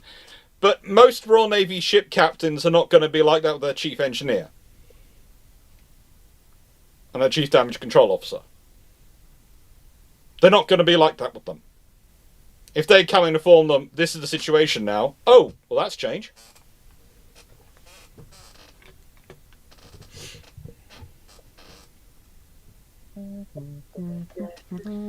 Right then, Colin Cameron, if you could dive, scuba or submersible on any shipwreck, which would it be and why? Okay, am I invincible? You can go by scuba or submersible, so you're pretty much we're not making you go down in the plastic submersible that sunk on the Titanic. We'll make you go down in a proper one. technically that was carbon fiber, but thank you. I appreciate your desire to at least let me see 30. A nice 30,000 way. maybe. Carbon fiber it might have been, but there was also far too much plastic in its construction for me to be happy with it. I'll just take literally everybody who has ever done any work in a submersible, looking at it, mouth agape, scrambling for the exit. Like, Anyway. no one who does this as a profession wants to take this. But we've produced a new generation of submersible. Is anyone in a commercial industry who uses these on a regular basis buying it? No, but that's because they're all old-fashioned. If you're telling me oil and gas executives, the same people who managed to let all the things happen in the Gulf of Mexico, etc., and that sort of area, because of they were unwilling to spend any more money than they needed on oil and gas, do not think that this thing is possible. This is going to pass their safety checks to allow them to legally be a scalpel if they use it for their crews and use that cheaply. In the nicest way, there is no way I am getting in it. Yeah, if James Cameron says, no, this is a bad idea, don't do this, no, 1,000 times no. Yeah. Then, frankly, I'm going to go with him. Anyway, ironically, though, for how the conversation went, I would actually kind of like to see Titanic. Barring Titanic, I'll take the surviving Lexington, who I always get confused over which one saw the end of the war and then was expended as a target. Saratoga. Yeah. I'd like to go see Sarah. I'm trying to make it so that the Japan trip we stay overnight in both zones where nuclear bombs were dropped.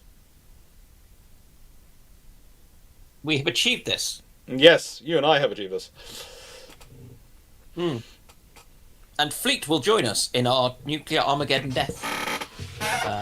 Fleet does not need to be any weirder than spicy. He does not need to get any weirder than he already is. So please do not trap him in the ground zero area. Do you know what's worse is that there is every chance that he could end up in a onsen spa hotel with us on the northern island of Hokkaido. Why are you attempting? Why are you Because Dan and him have already booked into it, and I will book into it when I get the money, hopefully. And that's where we're staying in Hokkaido. And it's it looks a lovely, gorgeous little hotel, but it's, in the nicest way, poor Fleet is going to be a case of, well, there's me and Dan who are probably going to go, yeah, Spa, Natural Springs, that direction, we're going to them. And Fleet's going to be going, why are we all going in that direction? Naked. Look, in a nicest way, we will be, as we did in Finland, as we did everywhere, we will adopt the local practices. Listen, as much as I like to sometimes cause psychic damage to Fleet, why must you torture him so? We're not going to be torturing him. We're going to be letting him embrace the naval history-a-thon of the ship-shaped trips, where you embrace the local cultures.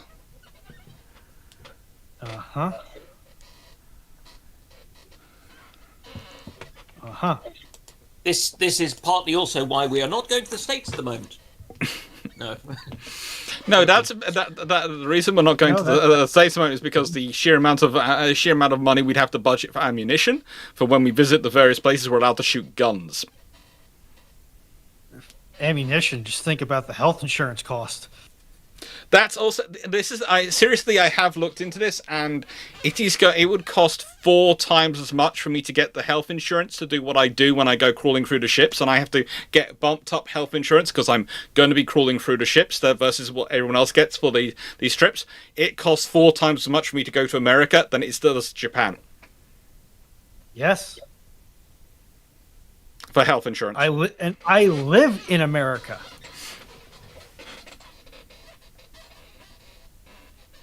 $4% of my paycheck every month goes to make sure that I have goes to make sure that I have health insurance. Channel or channel. You are tasked with designing a successor to the Queen Elizabeth class carrier. Class name President. What do you suggest? Why would we be... Okay, look, we have an HMS President. It's Royal Navy Reserve Stone frigate sitting in London. Naming a carrier president? No. Ark Royal, maybe. But if we're doing anything Queen Elizabeth class carrier, in nicest way, we're going to have to work out what kind of aircraft we're carrying, what kind of air group we're carrying, all those things. The thing I would say is, and actually I've already had this conversation, is there are people who are talking about in the midlife work on the Queen Elizabeth class adding in a new centre section. There are people actually looking into that as an option. Because if you do that, then it does make it viable to necessarily turn them into Calabar carriers or to increase their air group size, etc. The air group doesn't shrink midlife when they get larger aircraft versus historical aircraft carriers because they can have a centre section added in. Because the British Would that also make them longer than the Russian carriers or carrier? It does in the version I subscribe to. Good. I make them a USS America clone and then just paint them in British livery, to honor the true history and tradition of the name president in Royal Navy service. Why would we want to use a 40-year-old LHD design by that point? Because this way it looks like you stole one of the US's ships. Yeah, that's potentially. No, to clarify, the Ark Royal refit didn't include the middle section, which is why quite a lot of us were going, that's not going to work. That's not going to work. That's not going to work. And the reason why the Ark Royal refit wouldn't work? Because they don't have space in the hull to add in all the things they wanted to add in. The only way you can do it is if you add in the centre section. So basically, the only way to make the Ark Royal refit work is to add in the centre section, which is what they specifically excluded from the Ark Royal refit papers. Is BAE attempting to do a bait and switch on His Majesty's government? No, this was actually being done by naval officers. They're actually looking at it going, yeah.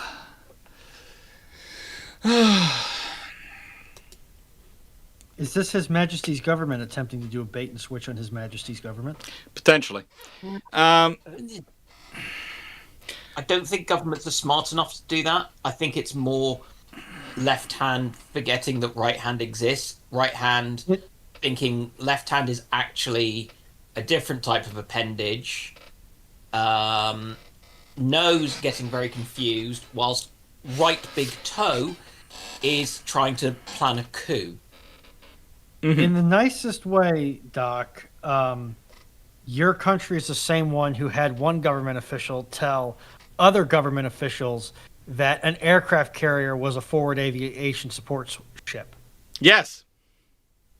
Yes. It is. Sometimes Are you suggesting a Royal Navy admiral would lie to British members of Parliament? I'm saying that a Royal Navy admiral would make sure that they establish the definitions in such a way to be utterly misleading as to the actual design, but technically correct. Which, of course, we all know is the best form of correct. So I don't believe he technically lied, but he practically lied. Look, the thing is, he is telling the truth. Because as you see when you look at the ships and all the plans, it is labelled as a forward aviation support ship. The fact that to turn it into the light fleet carrier, you copy, paste, and remove the maintenance bits, we'll leave to one side.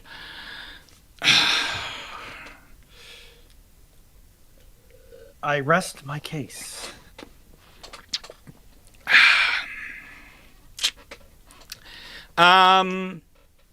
Paulinus, what is the most interesting reply comment you received in the past week or so?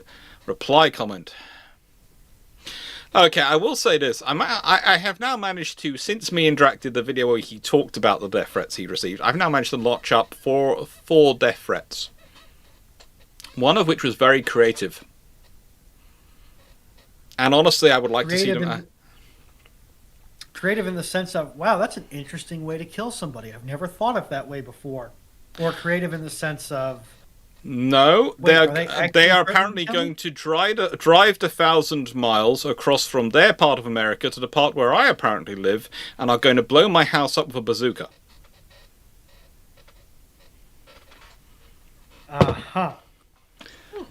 Because apparently, I'd like to see them try. I live in Cornwall, Texas. I think it was. They said, was it Cornwall, Texas, or let me just look up the thing. And have they informed the ATF of these plans? I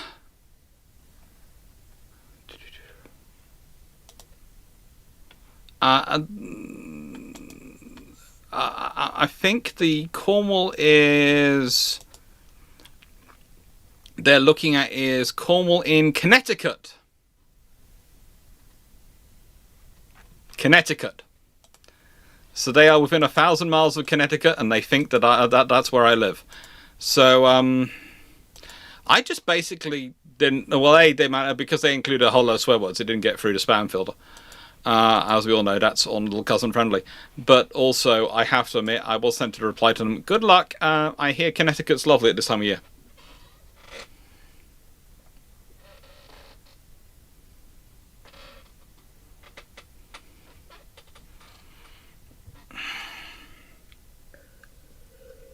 It just leaves me with so many things to want to say, including. And guess what? This was over. On this grounds, this was over the fact that I insist on calling Sharnos and Nice now fast battleships, not battle cruisers. Because of course they're battle cruisers because they have 11-inch guns.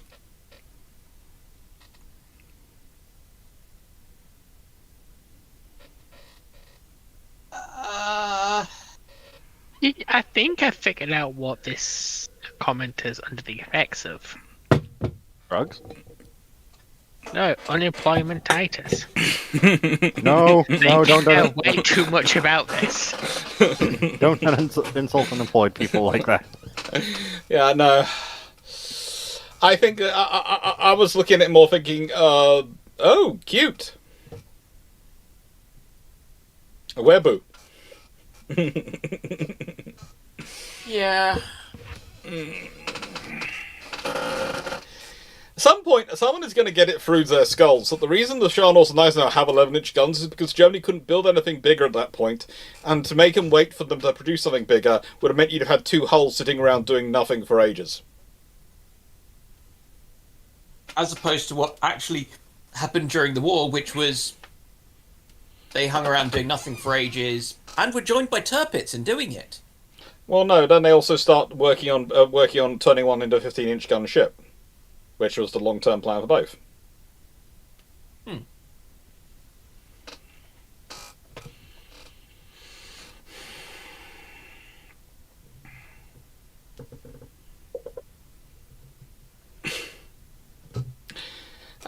But yeah, those have been the fun ones the last few weeks. Hendrik Buffer, Littorio class Barbette and Recluse class Barbette, very similar. Possibility of free quad Littorio class. Only if you want to be cruel and try and tell them that they need to have the French guns, and they're still going to be tight. No, realistically, it's a case of you'd have to change breach mechanisms, and you'd have to change loading arrangements and all sorts of things to make it work, and it's not going to fit. The Italians have designed a barbette the size they have to ease speed of loading and speed of firing, which is why, honestly, my strong suspicion is that the Littorio class would always be able to outfire the Riccolo class, because despite the Riccolos having more guns, they're going to have a slower rate of fire. So I reckon the Littorios, because of the ease of loading and the rate of fire, are probably going to have more shells in the air at any one point than the Riccolos. No, they're not. They've got the Richelieu's have got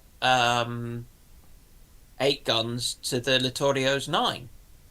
Oh yeah, they have. I was thinking for some reason the Riccolo design. I was doing a 12-gun arrangement in my head. Sorry, apologies. But that's just going to make it. That's going to make it even worse because just going to make it worse because the Riculus have only got 8 guns to the Littorio's 9, and the Littorios are going to have a faster rate of fire. I'm still more curious about what you could do if you had grabbed Jean Bar, which would have also been appropriate to seize her at sea, and brought her to a British yard. Between British and American kind of turrets and things, what could you have most easily fitted into the barbettes they had? Let's see.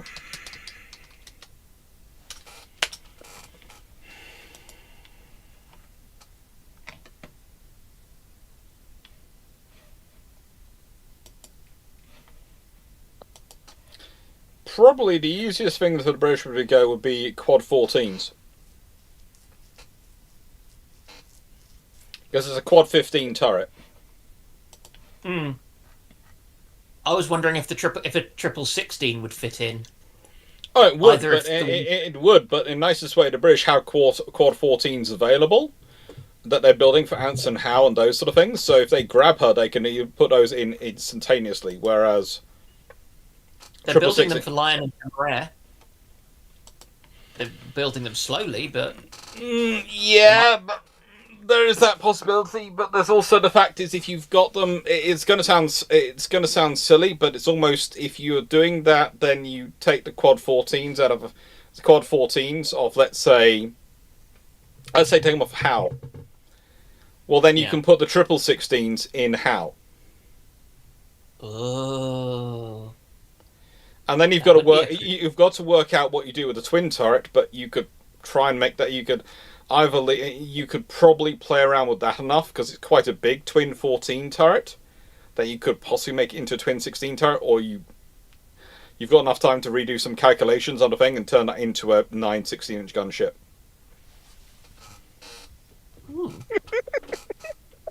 Would be scary. Or you could go the fleet route and have 20-inch autoloads. I'm just imagining how now, with a 3 triple turret, a single turret, then a triple turret. No, it'll be a twin. It'll be a twin. It will be a twin. So it'll be 2 triples and a twin, or at the lowest. So it'll be a 7-gun arrangement or a 6 or a 9. It would be an 8-gun arrangement or a 9-gun arrangement.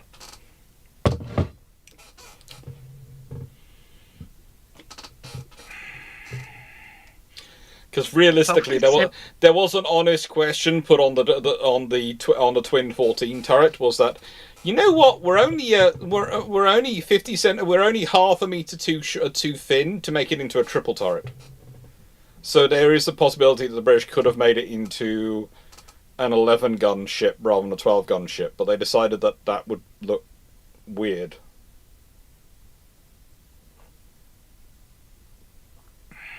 Yeah, but more guns. Also, but also there's the advantage that a twin gun and a quad gun have the same aiming point in the turret, whereas a triple gun has a quad gun has the aiming point is in the middle gun rather than a blank space. More gun, more better. Yeah. There are arguments both ways. But more gun. I know this might be my inner American speaking. What little of it is left, but more gun, more better. Mm. Yes, but if you have to choose between more gun and more guns, which one better? Yeah. More guns, more better. More DACA is the answer. Now, yes, the answer is always more DACA. Now, how you solve to get more DACA is a completely different question. But, more gun, more better. That is the objectively correct answer. Well, here's a fun thing for you all to think about, and this is something which comes from the video which I'm doing about the Dominions getting their independence. What happens if you take an F3 design and you scale it up to a 42,000-ton ship?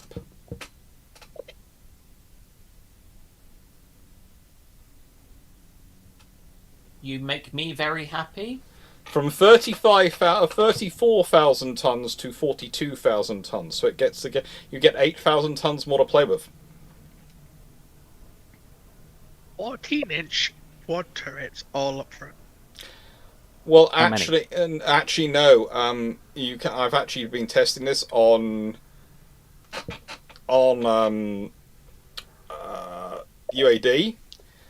You can get 5 triple-15s. No point to go for quads. Oh, quads. I don't think the Royal Navy in the 1920s would go for the quads. I think they go for the triples. And it does mean you have 9 guns forward and 6 guns aft.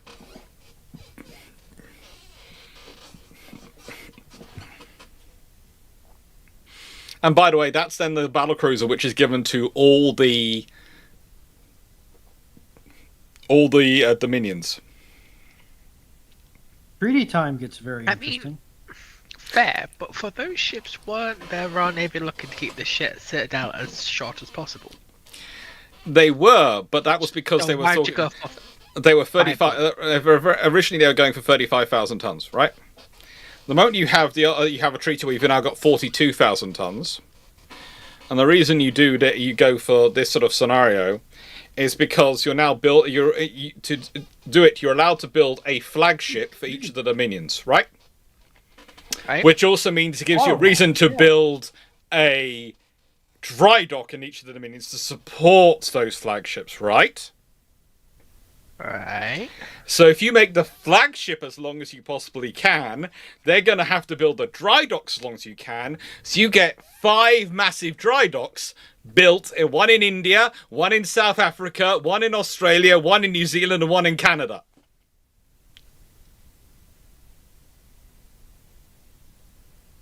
So you can, the Royal Navy can force them to do investment in dry docks.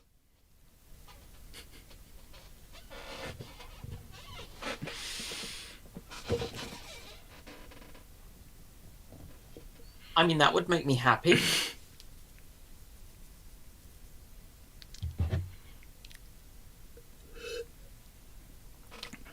And they're limited to 15-inch guns for a reason, because I basically I said with the treaty right, and I said the Americans allow battlecruiser separate thing through, and all these things I explained in the video, but they limit battlecruisers to 15-inch guns.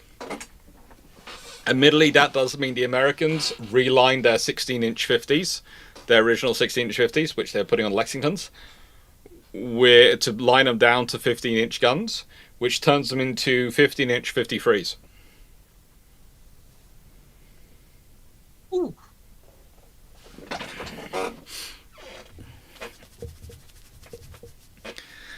Matthew Killing, successfully forcing the Canadian government to invest in naval infrastructure is nigh impossible. Yes, but this would work because this would be part of their commitment to the empire, and also it would be a treaty obligation and recognition of their status. These ships are status symbols. Remember, they are specifically allowed under treaties to have these ships and to maintain them. No, they're only allowed one, so they're only going to build one. It's a battle cruiser, Chandler. They're all defined as battle cruisers.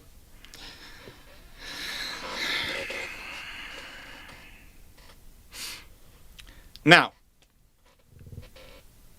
Stephen Marr, have you ever listened to a song and gone, that fits the ships? I got Thomas Bergson's Queen of Night.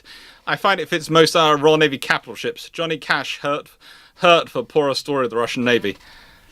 Ooh.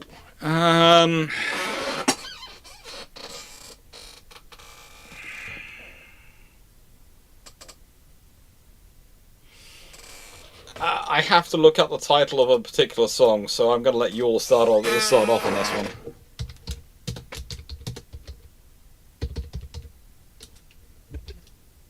Well.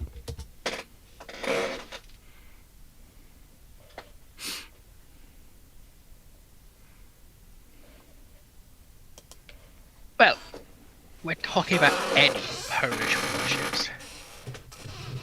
Any ship. Any ship. How have you ever listened to a song and gone, that fits the ship? Yeah, but For Polish specifically, one I found is Sabaton's Last Dying Breath. Ironically, a song about the fall of Belgrade. But it very much fits Polish destroyers.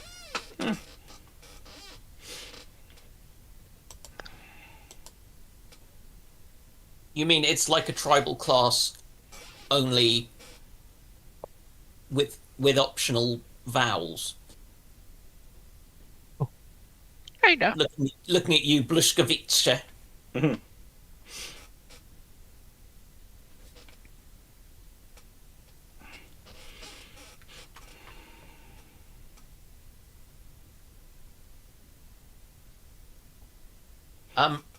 Yep, my brain doesn't work like that. So I have a song specifically for Warspite, which is Thunderstruck. Because, and let me put it this way, there is a specific reason for this one. It has this line of, I was caught in the middle of the railroad track. I looked around, and I knew there was no turning back.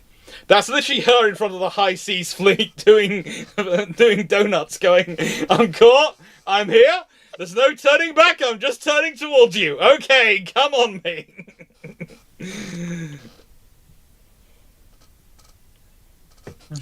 You know, I'm gonna have to stay out of this because I've mostly recently been listening to Sabrina Carpenter stuff. So yeah. What happened to you, Dan? What happened to you? I realised I didn't actually know who on earth she was, so Googled, and then was curious which song she did. Okay. In the late 1860s, you were designing a seagoing ironclad class for the US Navy. What capabilities would it have? Well, they already did. They called it the Monitor. No, that's not that in the late 1860s, and that's a seagoing ironclad. That's a river ironclad, which ends up going at sea and occasionally littoral. If we're looking for an oceanic one, then basically I'm going to go to Britain, copy the plans of buy the plans of the Warrior, and then adapt and build, probably, because that's going to fit pretty much all of my needs if I'm building an ocean-going ironclad.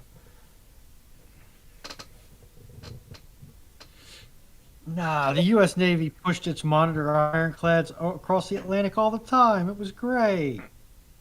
The crews loved it. How many of them did you lose in the Atlantic crossings? That's irrelevant. They were great. Don't sweat it. How many of them did you lose? That's irrelevant. Don't worry about it. Forget about it. Forget about it. Oh, great.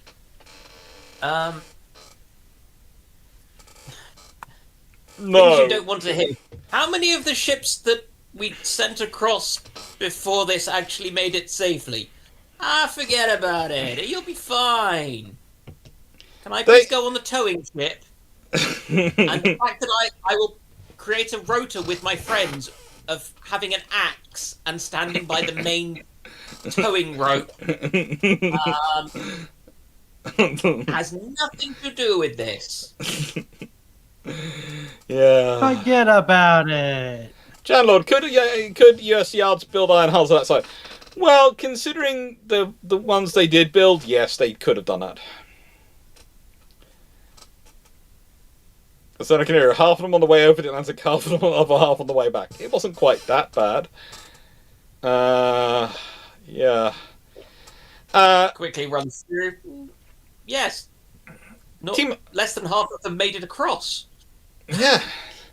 Team Looker, how would the deer panel rate the? How would the deer panel? This is from Team Looker. Rate the Bofors 105mm guns.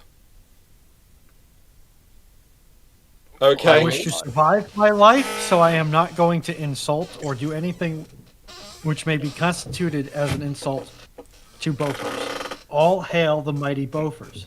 Which Bofors is 105? love. Is in the automatic coastal gun. I presume it's the one mounted on ships, considering this channel. Plot twist. It's the one mounted to the back of my Fiesta. The one that immediately comes up when I try and find a Bofors 105 is the automatic coastal gun used in coastal defense forts. Let's put it this way. I know there is the various ones which were used for there is the one used by Poland. The model 1936 and 1940. Also used on Swedish minesweepers, etc., and various other things. 10.5 centimeter, it's otherwise known as. But yeah, Bofors actually produces quite a lot of these scale of guns. A lot of them.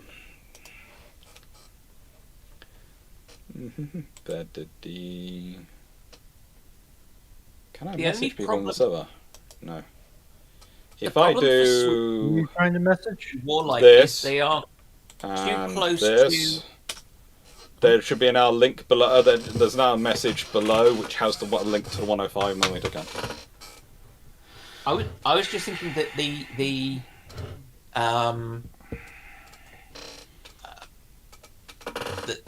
kind of the big problem for Sweden and why it can't be considered sort of the Baltic Texas is because Finland and Poland and probably Estonia. Look, And Latvia. And Estonia. I would say Sweden. One of the things you learn about Sweden is that they have a lot of weapons hidden in bunkers. They have a lot of weapons in bunkers. They have a lot of underground facilities in Sweden. A lot of them. No, they don't. They deny all of those things. That In the never nicest happened. way, we literally went to a museum which was an airbase underground, and the reason it's been turned into a museum is it wasn't considered big enough for their next generation aircraft to support and sustain them. Despite the fact they had examples of basically those aircraft sitting in there comfortably. Yes. And the question which I then went was, if this isn't big enough and you've closed it because it's not big enough rather than upgrading it, that means you already had bigger ones available. No comment.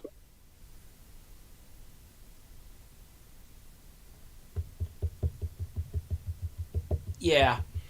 Yeah. Sweden is the country that when everyone else runs out of weapons and is contemplating using sticks and stones, goes, "Oh, look! We found another bunker!" What's in it? Submachine guns and artillery! Oh, goody. And some anti-ship missiles. And some mines. So what I'm hearing is we need to have a Fallout set in Sweden. Oh, yeah. Just so that, raid all the bunkers. What I'm hearing is that if you Fallout can't was... set Fallout in Sweden because Sweden has too many interlocking continuity of government programs to get to Fallout. Yeah, that's the problem. Sweden and Switzerland would be too, how do I put it, still working in Fallout. This is the problem I have with Fallout 4, because in a nice way, Sweden and Switzerland haven't taken over the world. Yet. Maybe they looked at it and decided that it was too much work and they didn't want to.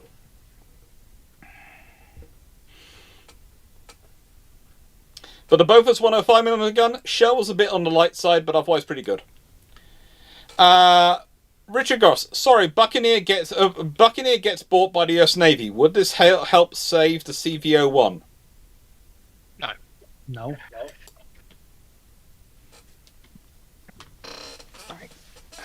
Don't know why it would. The only reason Two completely different nations' procurement systems. Well, the thing is, if Buccaneer is bought by the US Navy and they keep on buying them, and it's quid pro quo that we're going to buy Phantoms for our carriers, and if it's done as some sort of naval alliance whereby they buy our strike aircraft, we buy their fighter, and we're providing carriers for the Atlantic, so it's part of our NATO commitment to provide the carriers, and that's the only scenario I could see where it's doing some sort of agreement like that. That could save CVO1, but that's because the NATO agreement specifically says that the British are supposed to provide X number of carrier battle groups for the North Atlantic. And basically, that would be probably that would be the case of, okay, we're supposed to provide this number of carrier battle groups for North Atlantic. Therefore, instead of investing in the British Army of the Rhine, we're supposed to provide the carrier battle groups. If that was Britain's NATO role, was to provide the carrier battle groups in the North Atlantic, and provide some of them to free up the Americans and support the American groups and the submarines, then yes, CVO1 is saved. But then that's basically part of a whole series of different changes. It's not just the Buccaneer getting bought by the US Navy.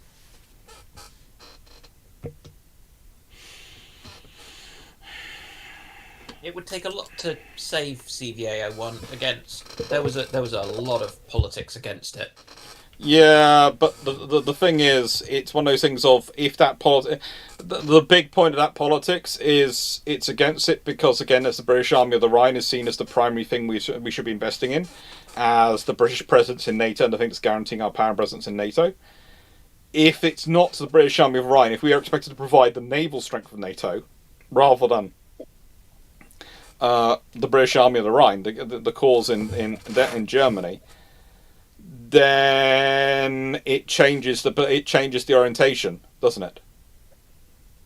Unfortunately, Yeah. under that scenario, I could see Britain ending up doing something stupid like getting rid of all its main battle tanks. No, I don't see that. Just because Conqueror and Centurion are still going, and you've got Chieftain coming in at this point. Yes, There's too many jobs to cut. yes, that. I would agree, but I'm talking longer term. After the Chieftain, do you get Challenger developed? Do you get those things developed? Or they just go, Yes, oh no. you do for export. For export, maybe. Which is part of the reason why we end up with Challenger, yeah. Yeah. Challenger. Yeah. Challenger's built for the Shah of Iran, isn't it? No. Is the line? Not quite. Not quite. So Challenger is the combination of the Chieftain modernization for Iran and what British had learned with the joint tank program with Germany and America that we pulled out of. So Challenger 1 was our way of getting something out of both of those projects. Yeah. It's not a warmed over chieftain like some people say, but it's not purely from the Shah of Iran. Cassan, the UK has never got rid of its MBTs, but the thing is, it's a similar thing to us getting rid of carriers in that sort of scenario, is that the Royal Navy loses the carriers, which are the cornerstone of the naval strength and how it's projecting itself around the world. It's a similar thing of, okay, so if the army is no longer the centerpiece, what can we cut from the army? Comes up. And I could see someone being very stupid and saying, well, we only need defensive forces, so do we need main battle tanks and those sort of things? There's all sorts of potential, this stupid stuff which could come up. And whilst, again, I do agree that Foxo and Dragon are making a very good logical case, there's also very good logical cases that a nation which was dependent on sea lines of communication for all its trade and all its import, export, and its economics, and its presence, especially in the 1960s and the 70s, should not have been getting out of the carrier game. And the fact is that becomes very quickly viewed, and that's why they don't return to CVA-1, because that would lose face. They just transmorph the cruiser program into the Invincible class.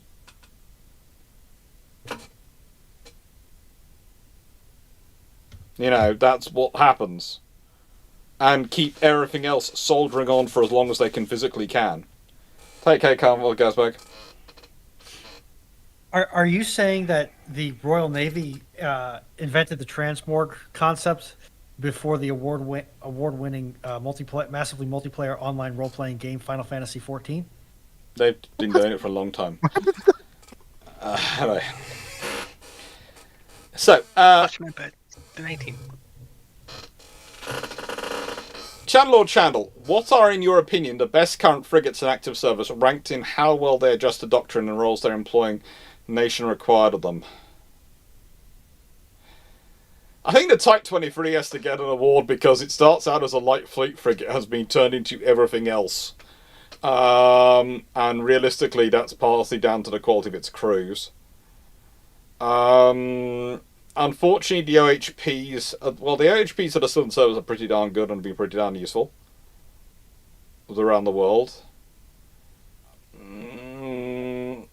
The Horizon class frigates and the Frems have been fairly good.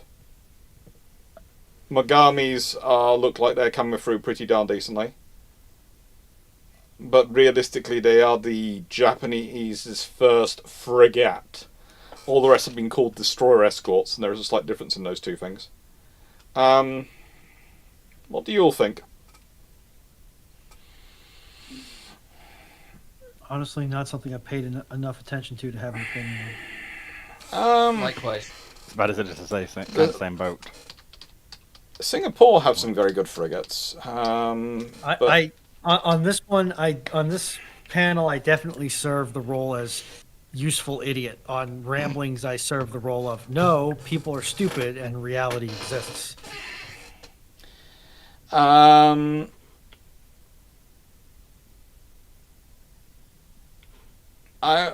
formidable class frigates of the Singaporean Navy, built originally by France, and then 5 of them built more in Singapore, have been pretty darn good, being in service since 2007, between 2007 and 2009. They're good little light frigates. They've been very successful for the Singaporeans. And one of the reasons why they have been so capable is because of the Otter Malera 76mm gun. They've got that, and it proves them to be a very flexible asset for them to have. They also have Asta 15 and 30. Although I'm not sure I quite like their combination, because they have 16 what are called A43 cells and 16 A50 cells. So they have 2 different types of silver VLS in an arrangement, and I would have standardized it to just be able to put anything in any slot, but they've got the A43s can literally just take Asta 15 because they are that short, whereas the A50s can take Asta 15 and Asta 30.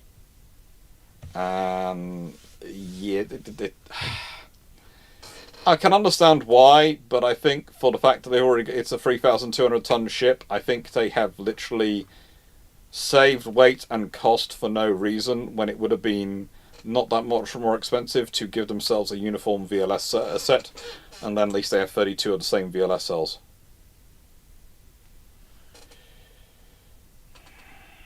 But they've been proved pretty darn flexible for them.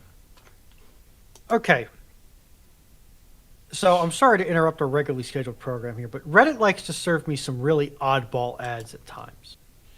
Okay. And the one I've been complaining about most recently is actually far more accurate than the ad for a $2.9 million 1-to-1 functioning replica of the Nolan-verse Batmobile. You want a Batmobile? No, not for $2.9 million, and not the Nolan-verse one. Can you imagine how much? Now, if you want me to get me that much, if you want me to get the Batman Arkham Knight one for $2.9 million, and I had a spare $2.9 million lying around, sure.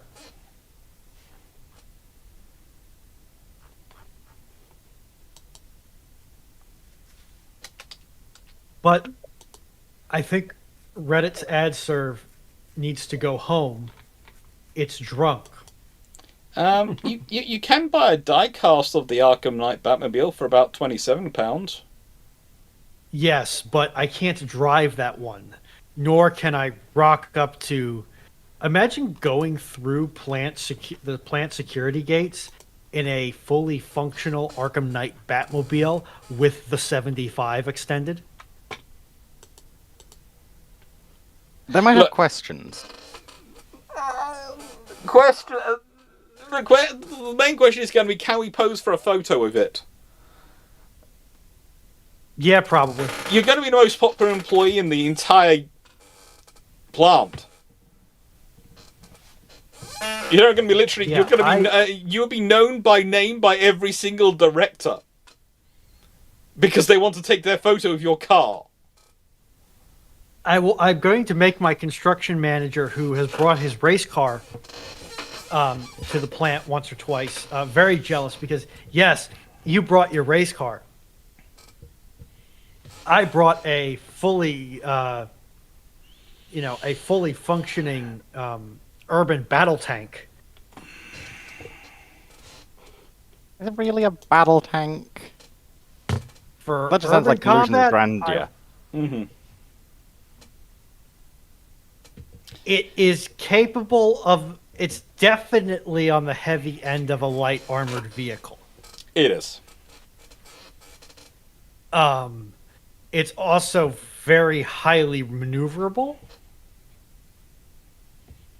It's designed to engage enemy armor, or at least it's capable of engaging enemy armor head on. So I would say, yeah, I would qualify that as a battle tank. Would I want to take it up against an Abrams or a Leopard? Maybe. I still remember the It scene would where be they, my the first guy choice. the guy has the bright idea to try and blackmail Bruce, Batman? because he thinks he's Batman, Yeah. and basically, what's his name's character? Oh, yeah, the sort of the older man in the movie just basically goes, so you think your boss, a multi-billionaire, is a vigilante who likes to beat up criminals in his spare time, and your plan is to blackmail this person? And you should have seen the guy. He thought it was such a cunning plan, and then when it's put like that, he's going, "Oh, this is a life-ending decision of mine. This is not life-shortening. This is life-ending." It wasn't Alfred. It was Fox. It was Fox, and it was who plays Fox?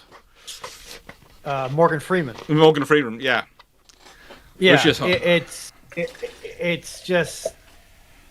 And don't get me wrong, the Tumbler does have a soft spot in my heart. But if you're saying you can only have one, I'm having the Arkham Knight Batmobile, every day of the week, twice on Sundays. If I can only have one, it's the Arkham Knight. YouTube Minecraft Watcher. Because that's based on an actual car, Castanea. No, we're not going for the 60s TV show. No, that Batmobile, no. YouTube Minecraft Watcher, what is the panel's opinion on the German Hilfscruiser Cormoran, and would you want to own a Hilfscruiser auxiliary cruiser?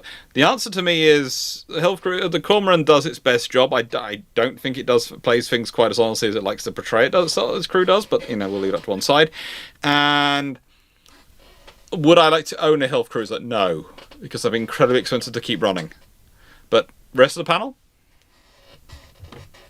No, I would prefer to actually be able to build proper warships.